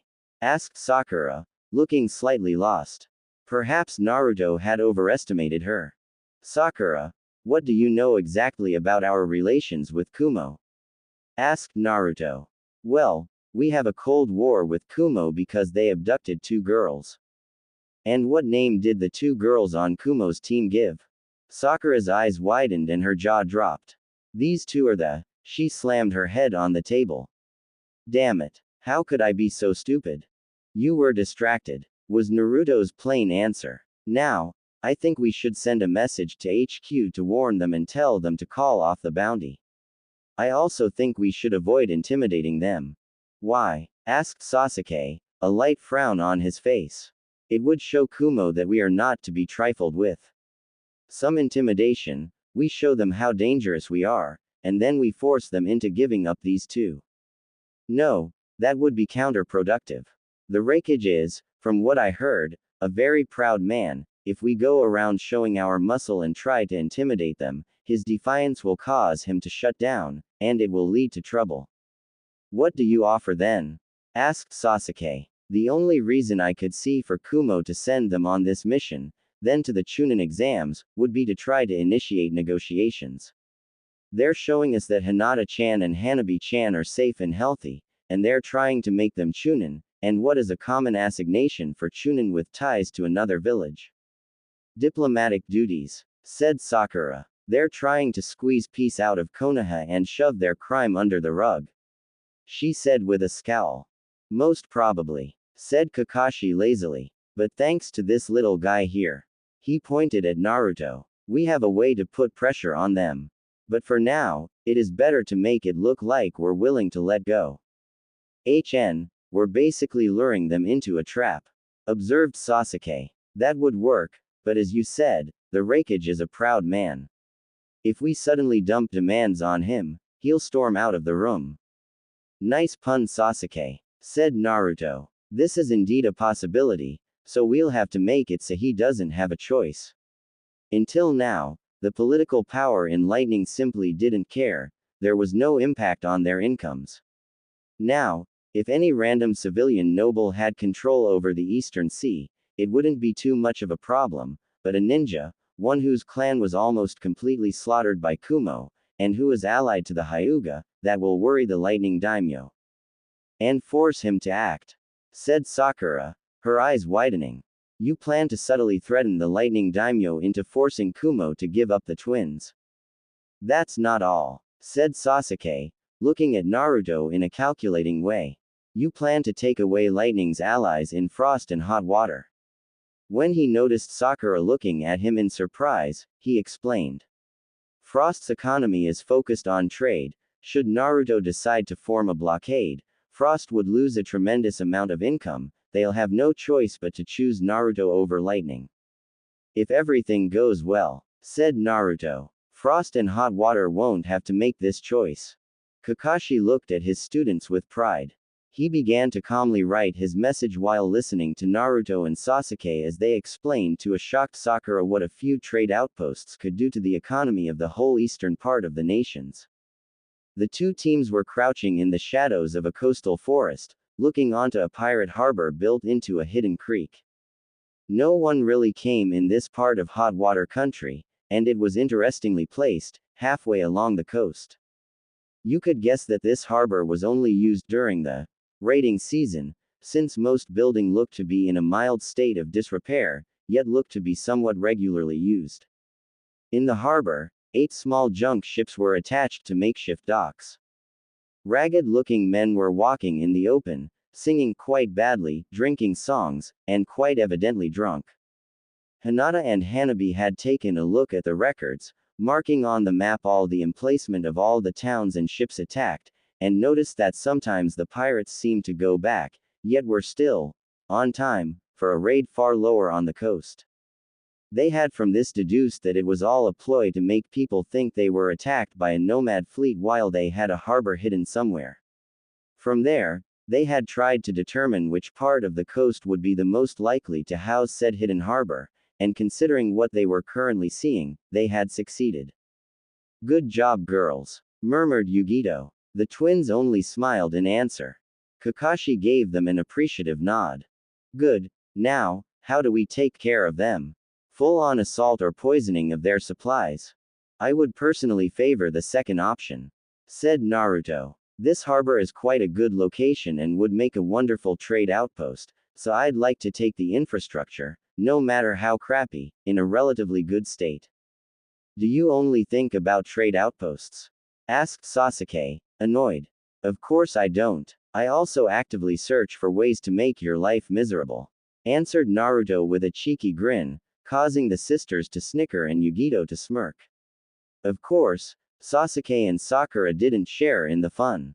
Focus, said Kakashi. Poisoning also seems the best idea to me, but for other reasons. It would be the easiest way, but unless you stocked some poison in your scroll Naruto, we'll have to go for the first solution.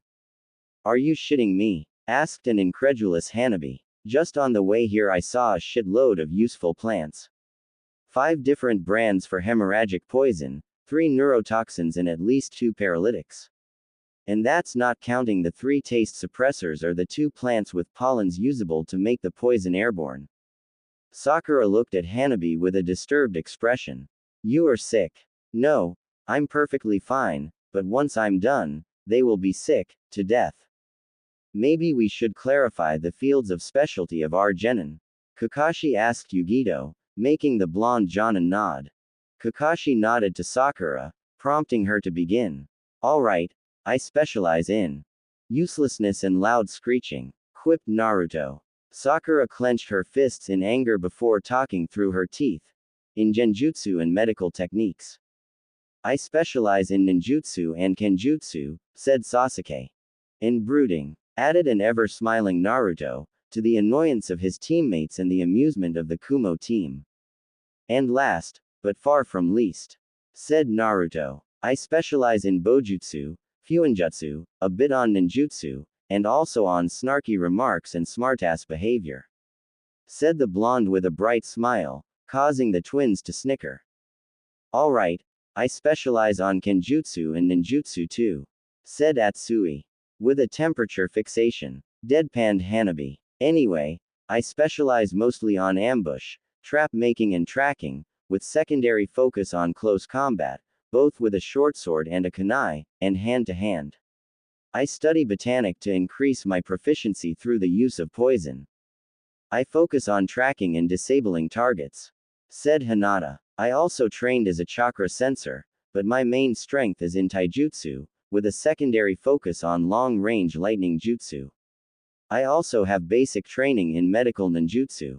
Kakashi nodded. So, you have a tracking, capture and assassination team with a heavy hitter added in just in case things go out of hand, while I have an assault team. That ought to be interesting. Hinata perked up and activated her Byakugan. 5 ships coming, pirates, they seem to have taken prisoners this time. They'll be here in 2 hours. Kakashi swore under his breath. Yugito seemed to think for a bit. Kakashi-san, do you know the shadow clone technique? Hanabi will need to work fast and she'll need to have all the ingredients brought to her at once. Kakashi nodded, and just as he summoned 5 clones, Naruto summoned 20. The more the merrier. So, what do we need to look for? Hanabi smiled wickedly. The pirates were still blissfully drunk when a light yellow cloud settled over the town.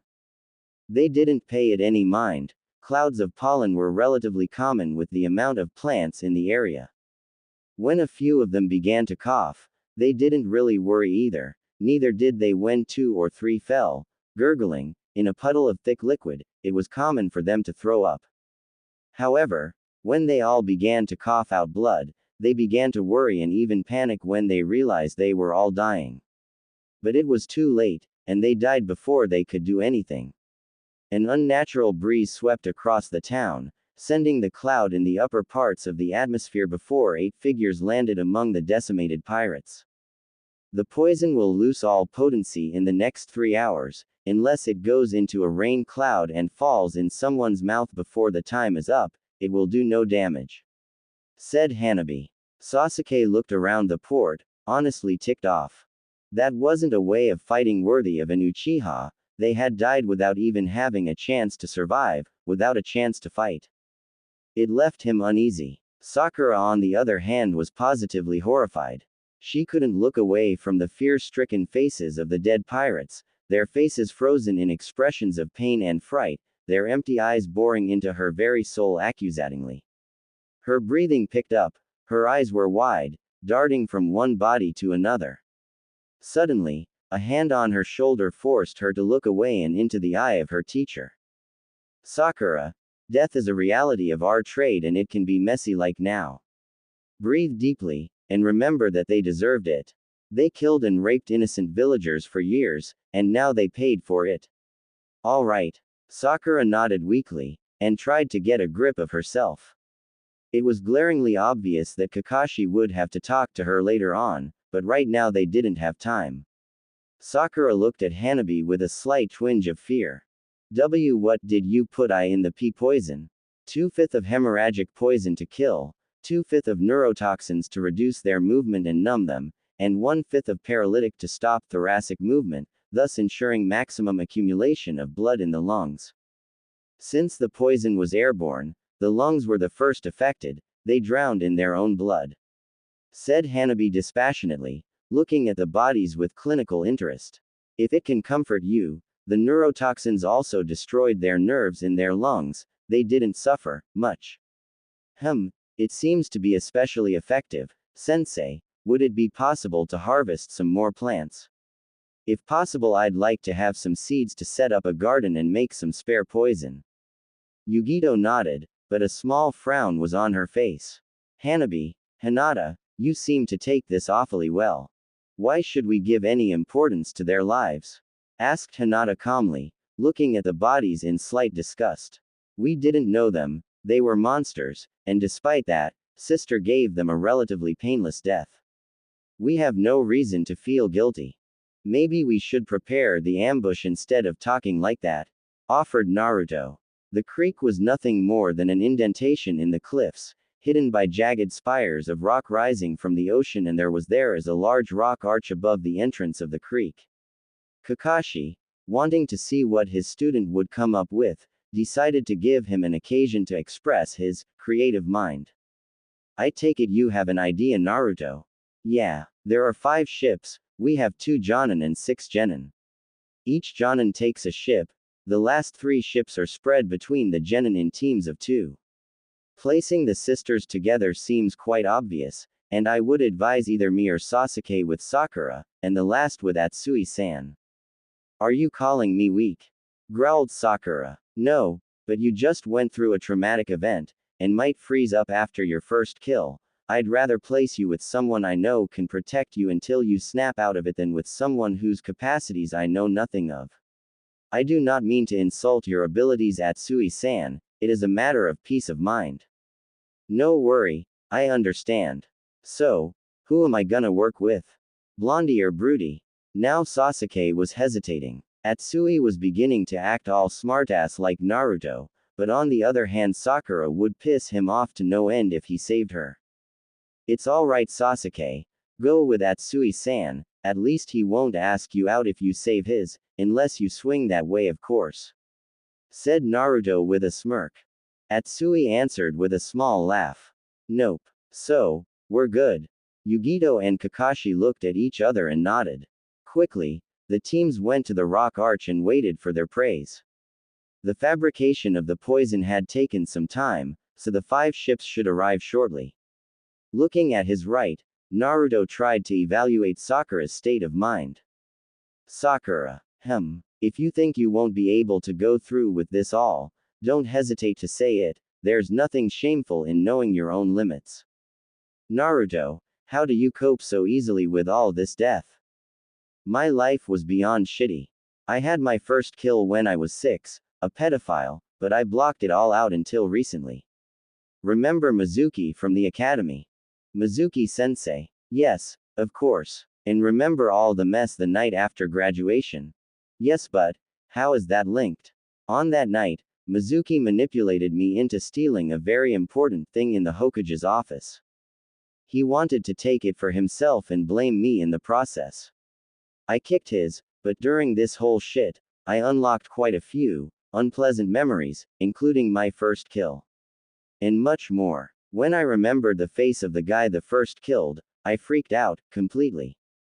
I wasn't able to function correctly for 3 days, and that's because Danzo-sama gave me a lil pep talk. My point is, death is inevitable in our job. The sooner you accept it, the better. Sakura nodded slowly her head. She hadn't imagined that Naruto could have had such a difficult life, she only saw the bright and idiotic facade, never going deeper. She looked at the Hyuga twins, wondering if their cold acceptance of death was also a result of their lives. As if sensing her thoughts, Hanabi looked at her and smiled. But her smile felt hollow, empty, fake.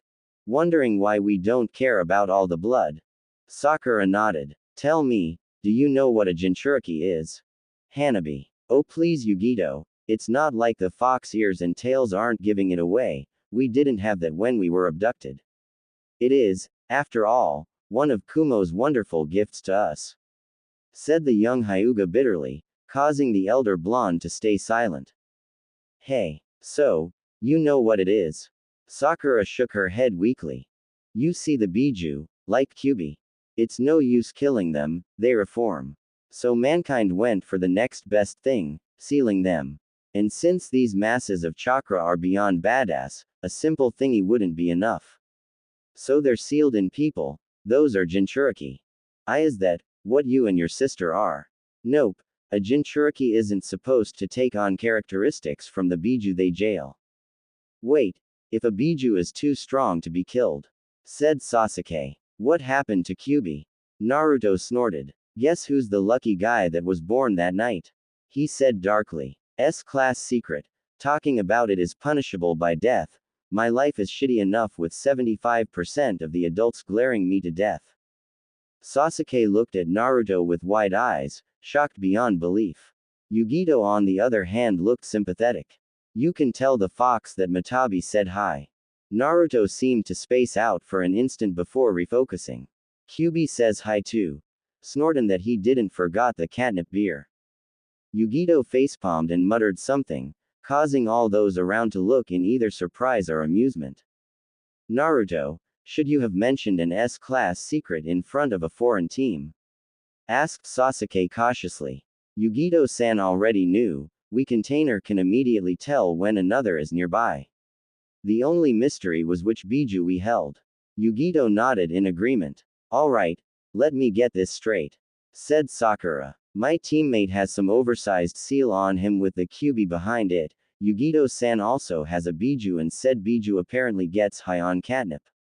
Okay. But then, what are you two? Failed pseudo Jinchuriki. You see, Kumo had two idiots who tried to kill the Nadaime Raikage, Ginkaku and Kinkaku, the gold and silver brothers.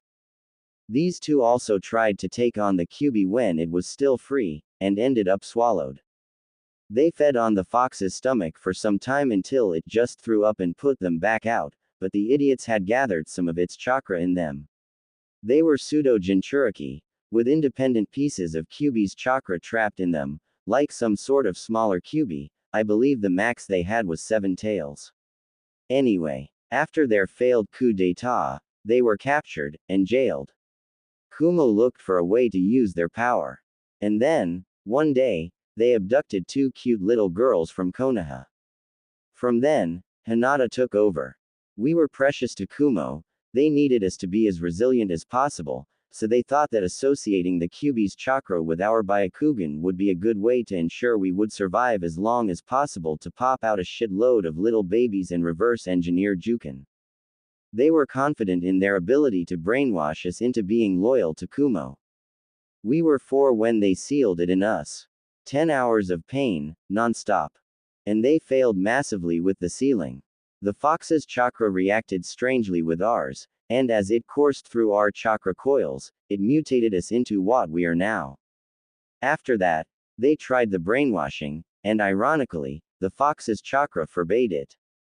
We were completely resistant to any brainwashing they tried.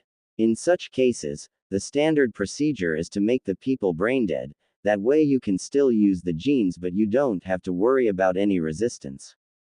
But they had invested too much in us, and extracting the fox's power would have killed us.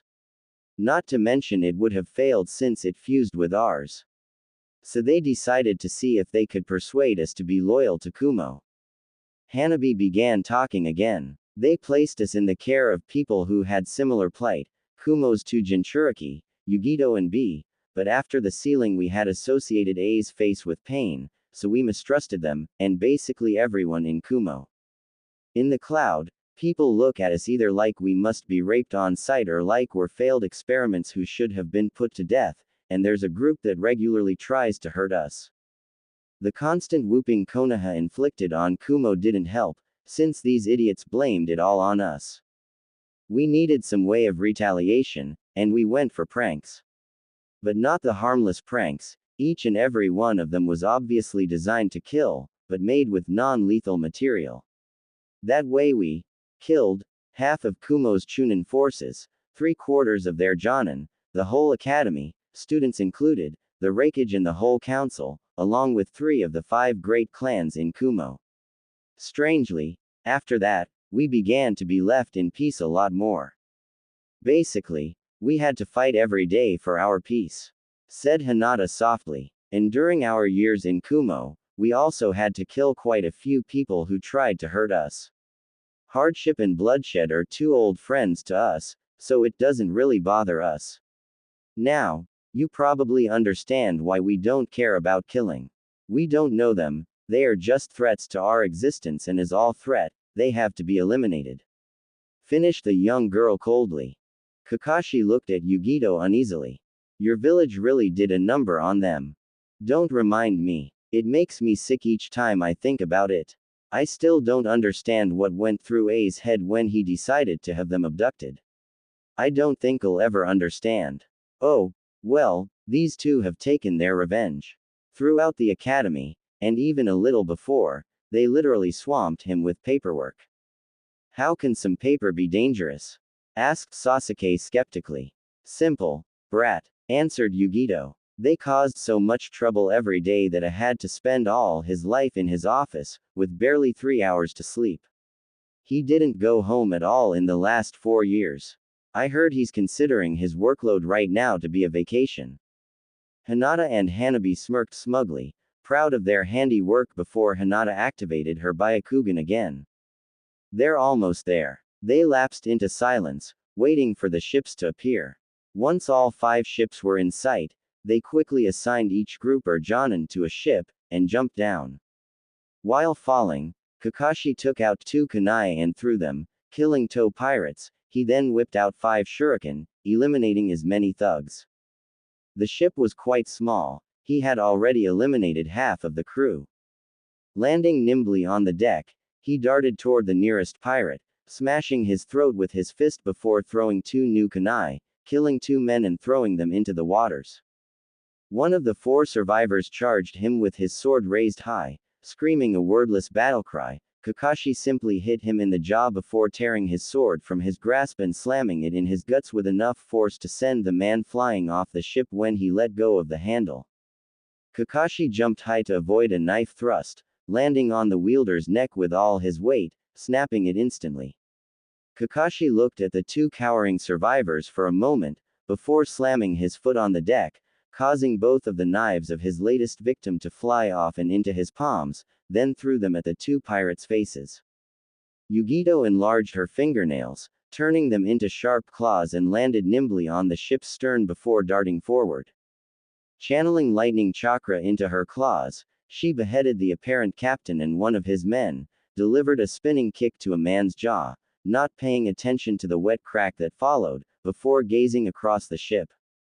12. Retracting her claws, she dug in her pouch, taking out 4 kunai and throwing them, each knife finding a different target.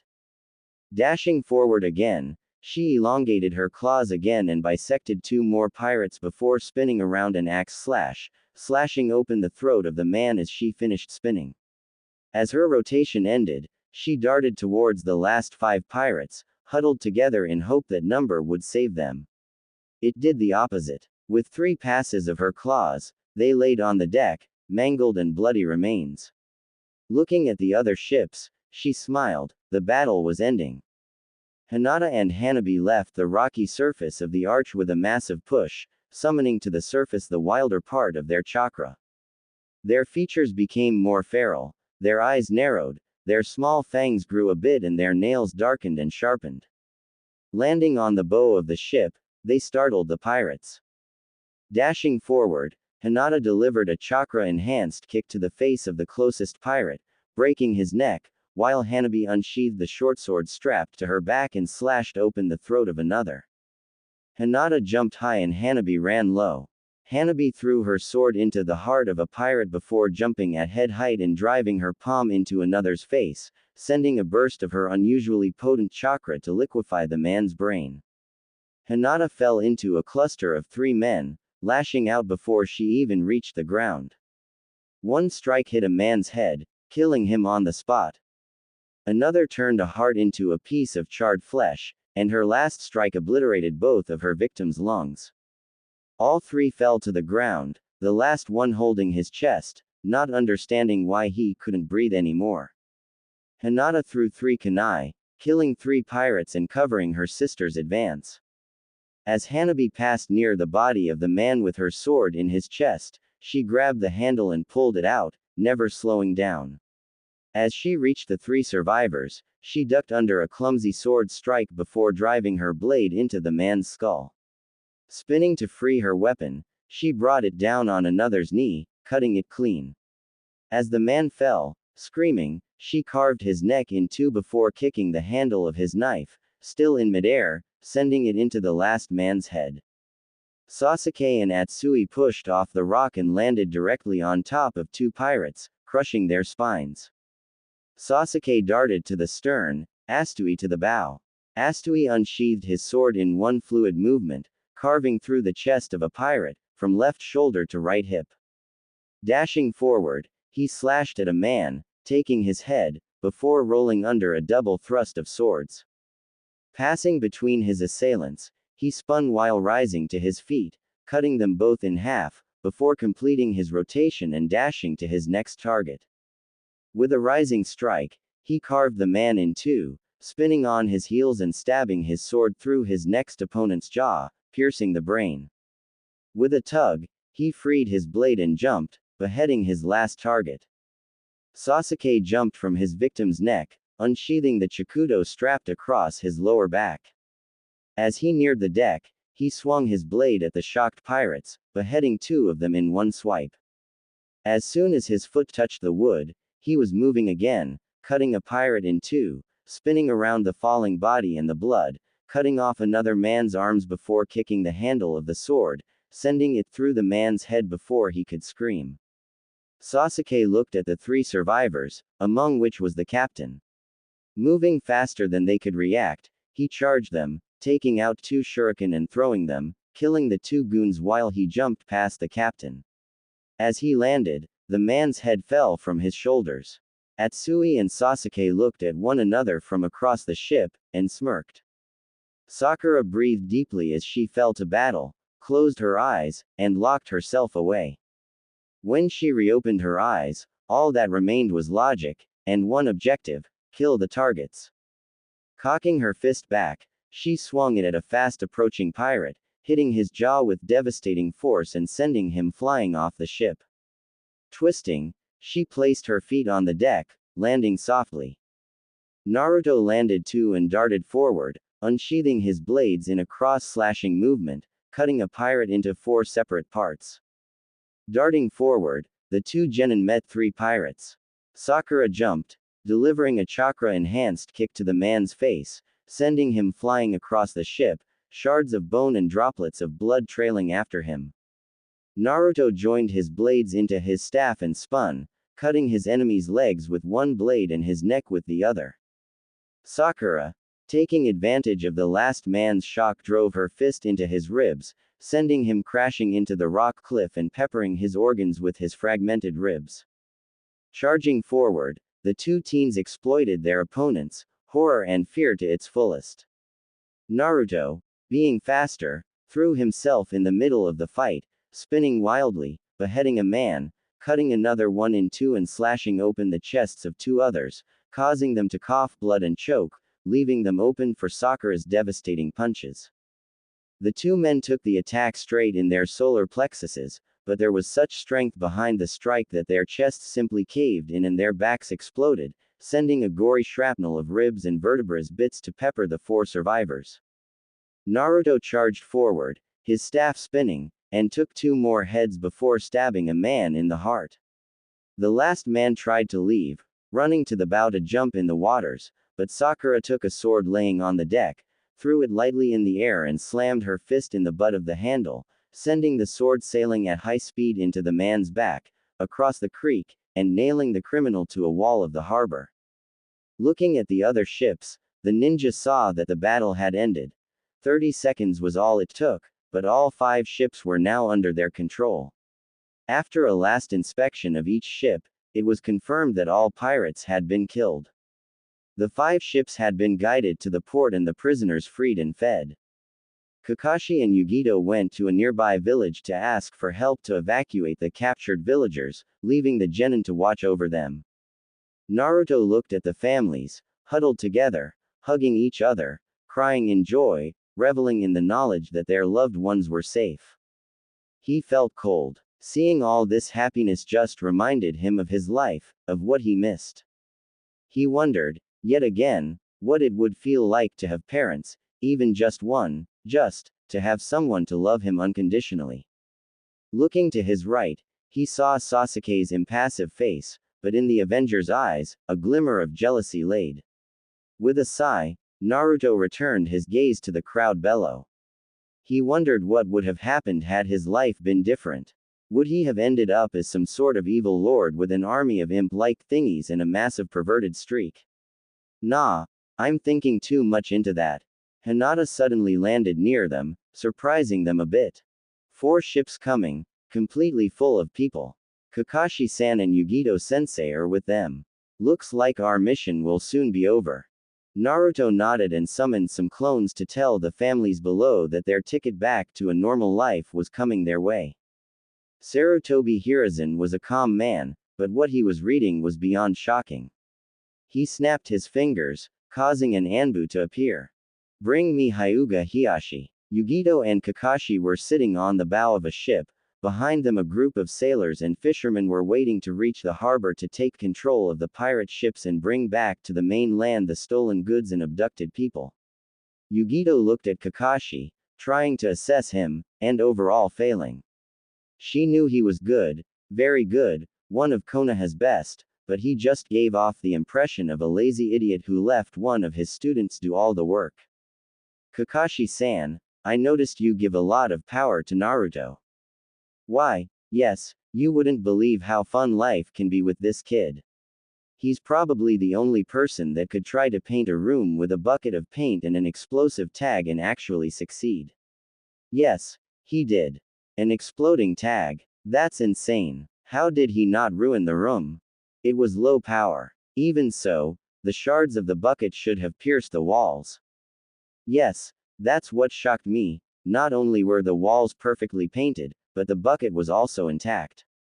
For the life of me, I can't guess how he did that, said Kakashi, looking up from his book with a puzzled look in his eye. And he's being mean and refuses to tell me, said the elite Jonin with a pout in his voice, and if the deformation of his mask was anything to go by, on his lips as well. Back on topic. Sigh, in short, you give him that much power for fun? Not exactly. I believe he'll make a fine leader later on, so by letting him take the initiative, I give him the opportunity to gather experience.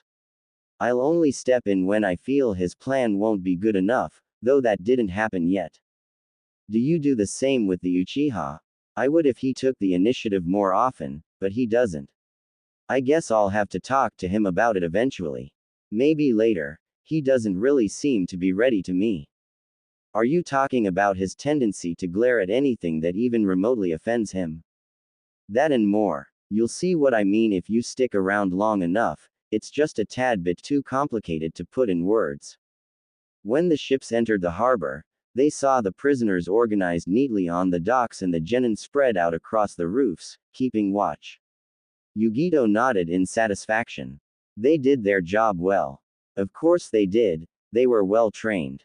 At least, mine were, said Kakashi with a teasing smirk. Screw you, Hatake, answered a slightly amused Yugito. The ships docked and the sailors quickly spread between the pirate ships while the refugees boarded. The fleet left the harbor after Naruto carefully noted the place on the map.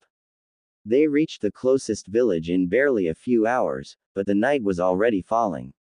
All the shinobi were gathered on one ship, relaxing, talking or thinking. Sakura was at the bow, looking at the approaching village, a distant and almost dead expression on her face. She turned her head when she heard someone sit next to her, and noticed it was Naruto. Looking around, she saw the Hyuga sisters talking animatedly and noting things on a paper sheet, Sasuke and Atsui relaxing and talking about something. Noticing the slight smile on Sasuke's face and the fact he seemed to take Atsui's words into consideration, Kakashi and Yugito were also relaxing, leaning against the railing of the ship and reading identical orange books. How? Naruto hummed in surprise. He had expected to be the one to begin the conversation, but it could work that way too. How do you all deal with death so easily? Well, no need mentioning the Jonin, and you know, for Hina-chan and Hana-chan. For Sasuke, after the Uchiha massacre, he probably spent hours thinking about killing his brother for slaughtering his clan, so he had years to get used to the idea of killing, the actual act didn't really bother him because of that. And you? Asked Sakura after a moment of silence. I'm complicated, said Naruto with a bitter smile. You heard people call me Kitsune, right? Well, that was the mask I choose in the Gauntlet, an underground arena built by Danzo-sama. He takes promising students and trains them while keeping them in the normal circuit. The thing is, for a long time, Kitsune and Naruto were two different people. Sakura looked at him with wide eyes. Why, you mean to tell me that you have double personality disorder? Quote. Had. Not anymore. Kitsune and the old Naruto began to merge during the Mizuki incident, and the merging finished the night we left Guy's team. Sakura nodded her head in acceptance. Is that why you were so snappy and unstable during the first month of the team? Yeah, the two merging personalities were basically opposites. Naruto was completely positive, happy-go-lucky, slightly dumb and with absolutely no focus. Kitsune was focused, talented, ruthless and had murderous tendencies. The merging didn't go so smoothly at first and I could shift from one mindset to the other in a matter of seconds. Kitsune had a deep-seated hatred of you, so that's why I was so cold and demeaning. Why did he hate me? Probably had something to do with your numerous gifts to me in the form of concussions. Sakura looked at him wide-eyed, horrified that she had actually done that. But, if I hurt you, why didn't you say anything? Several reasons. First, I healed so fast I didn't have time to worry about it, I just thought it was some small headache that disappeared soon. Second, my old dumb self didn't know that people aren't supposed to heal that fast, so it didn't strike him as uncommon. And third, he had a crush on you and would have died sooner than cause you trouble. Sakura nodded her head slowly, remorse visible in her eyes. Now, you asked how I dealt with death so easily, I believe. Well, I don't. Those guys weren't my first kills, but it still shakes me quite a bit, so I rationalize. Besides, I received special training in the Gauntlet on how to accept my first kill more easily. Silence fell between the two as Sakura pondered his words. She accepted the truth for what it was. These men were filth and deserved to die, and at least she didn't have to look in their eyes as they died. Once she looked at the situation from a rational point of view, she immediately began to feel better. Looking at her teammate, she realized she didn't know anything about him. She had assumed that, despite the changes, he was still the dumb idiot from the academy, and only now did she realize how wrong she had been. You were right, she said softly. Naruto answered with a cocky smile. Yeah, I often am, he said, causing Sakura to snort. So, you doing better now? He asked more seriously. Yeah, but I wasn't only talking about that. You were right, I was a complete and stupid fangirl. Old habits die hard, but I'll try to change, I have to. Naruto nodded in approval. You're growing up. Why did you say 75% of the adults hate you? Hokage-sama must have had Shinobi explain your situation, right? So why do they hate you? Do they see you as the Kyuubi reborn? No, the village isn't populated by retards. The few people who actually saw me as the Kyuubi reborn were dealt with extremely fast. They hate me because I am a reminder. When they think of me, they think of the Kyuubi, and what they lost because of it. They hate the fact they cannot forget this pain. My only option is to make it so when they think of me they stop thinking of something else, to make them think of me as a human being, a person. Whirlpool is a way to do that, becoming Hokage was one too. Naruto looked up into the darkening sky. There's another problem. A Jinchuriki can be an extremely powerful being. A good example would be Han of the Steam Armor of Iowa. He is one of the strongest ninja alive, strong enough to fight the Yondaime Hokage to a stalemate. What? He is that powerful. Yeah, and he only got the Gobi. He must be Tsuchikage if he is so strong. Nope. That's the trick. We are also seen as time bombs ready to explode, and because of that we are ostracized. Han hates Iowa with a passion, he loathed the rock, and has for a very long time, so they placed a seal on him to forbid him from attacking Iowa shinobi. Anyone else is free game. Loyalty is always a tricky issue. Sakura nodded, beginning to understand a bit more. So, you're both a risk and an asset to Konoha. If so, why would they allow you to be mistreated? Or why didn't they train you early on? A Jinchuriki isn't your classic ninja, emotions play a big role. If you feel isolated, you begin to give in, and with a container, the results can be disastrous, so the old man tried to give me a normal childhood and the occasion to make friends. Didn't work so well. Kiba became an Shikamaru is too lazy to stick up for me, and Choji is way too insecure about his weight to defend me without being afraid of being ridiculed too. Why not try with other people? I'm pretty sure Shino would have understood. That's where it gets funny. To make sure my childhood was normal, I wasn't even told about the QB in my guts, and I had to find out the hard way.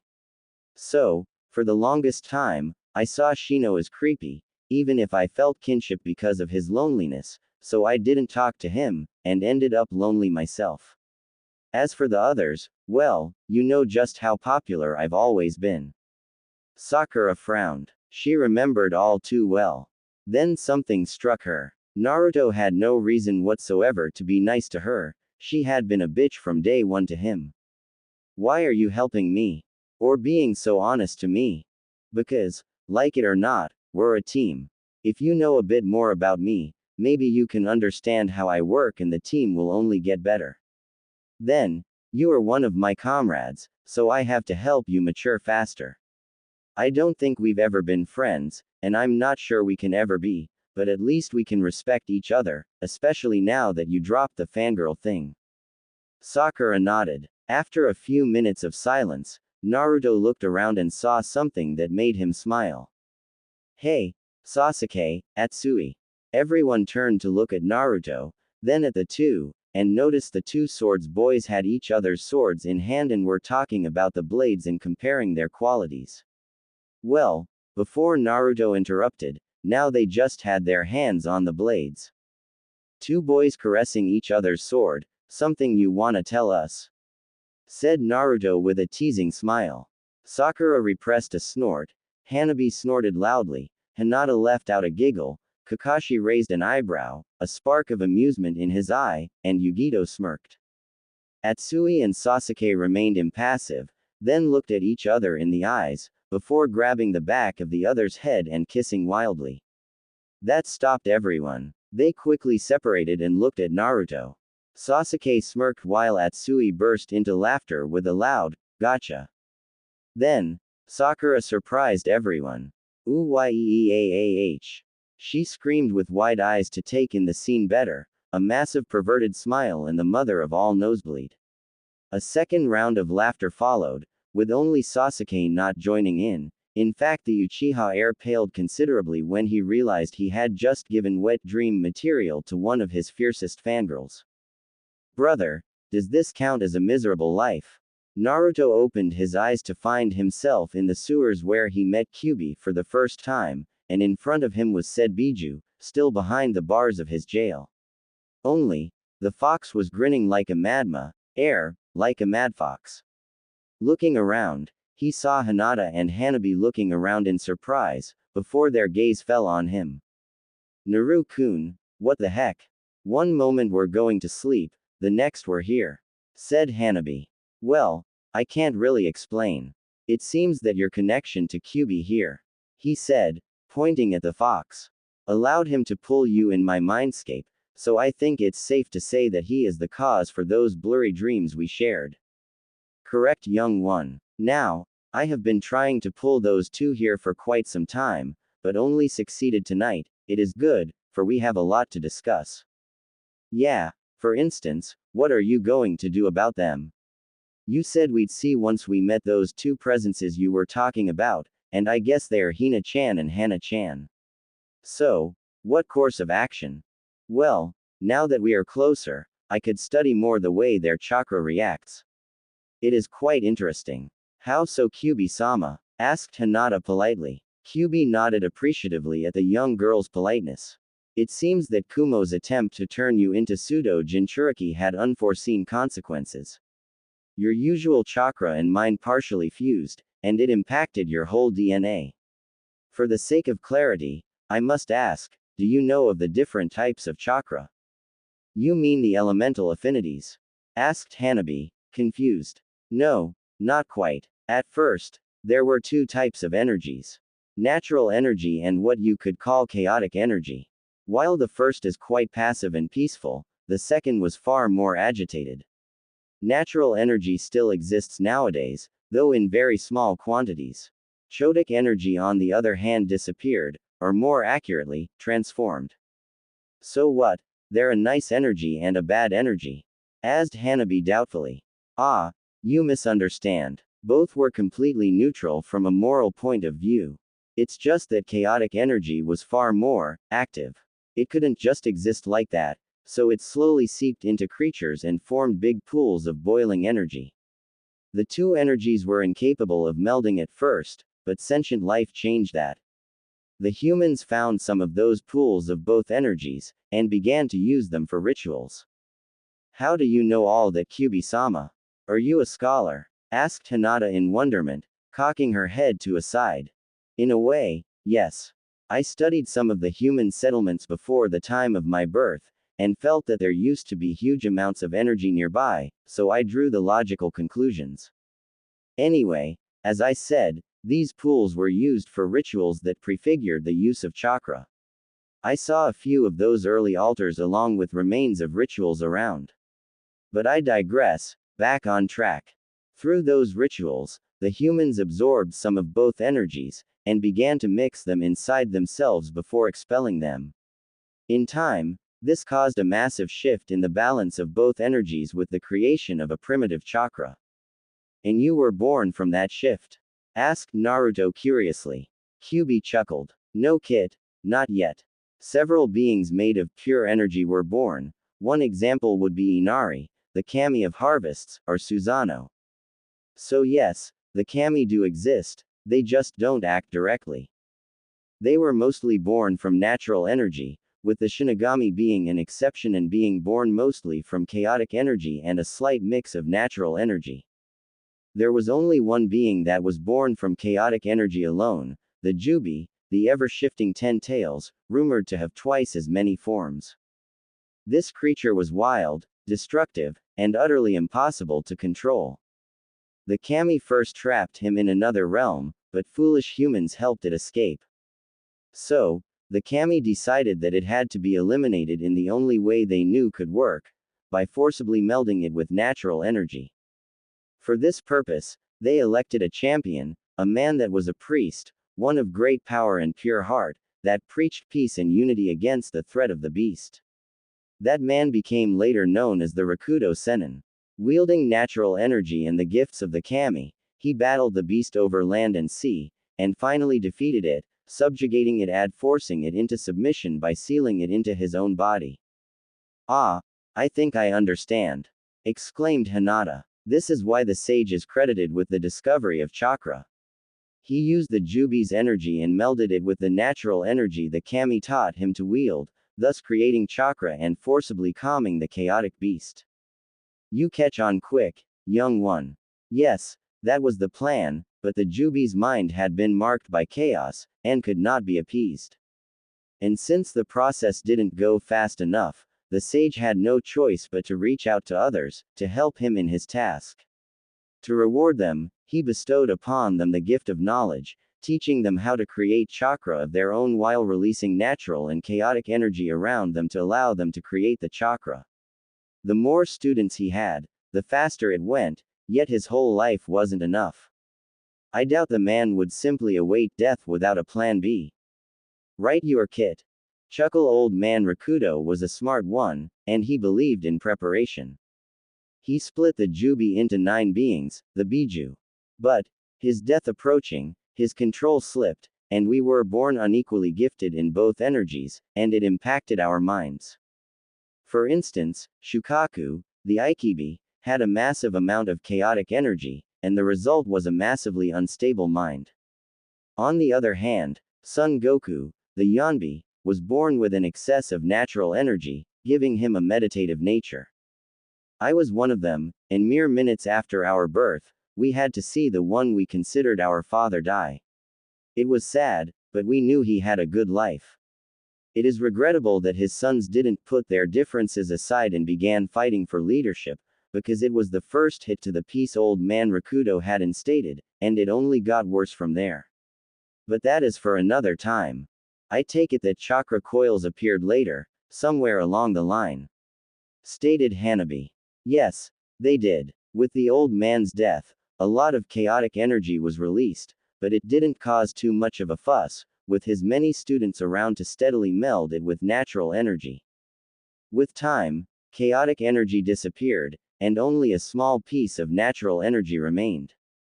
In their stead, there was the energy used in senjutsu, the nature chakra. That leads back to the different types of chakra that exist. Depending on the balance of natural and chaotic energy at their creation, the chakra are different, with different levels of potency. But, Kyubi-sama, what of the chakra in our coils? Asked Hinata. Is it not produced by our cells? No, not exactly, it is transformed by your cells. When you absorb food, you also absorb the nature chakra in it, and it is then processed by your cells in two different ways. Most cells produce an equal amount of spiritual and physical energies, while muscle produce only physical energy and neurons produce only spiritual energies.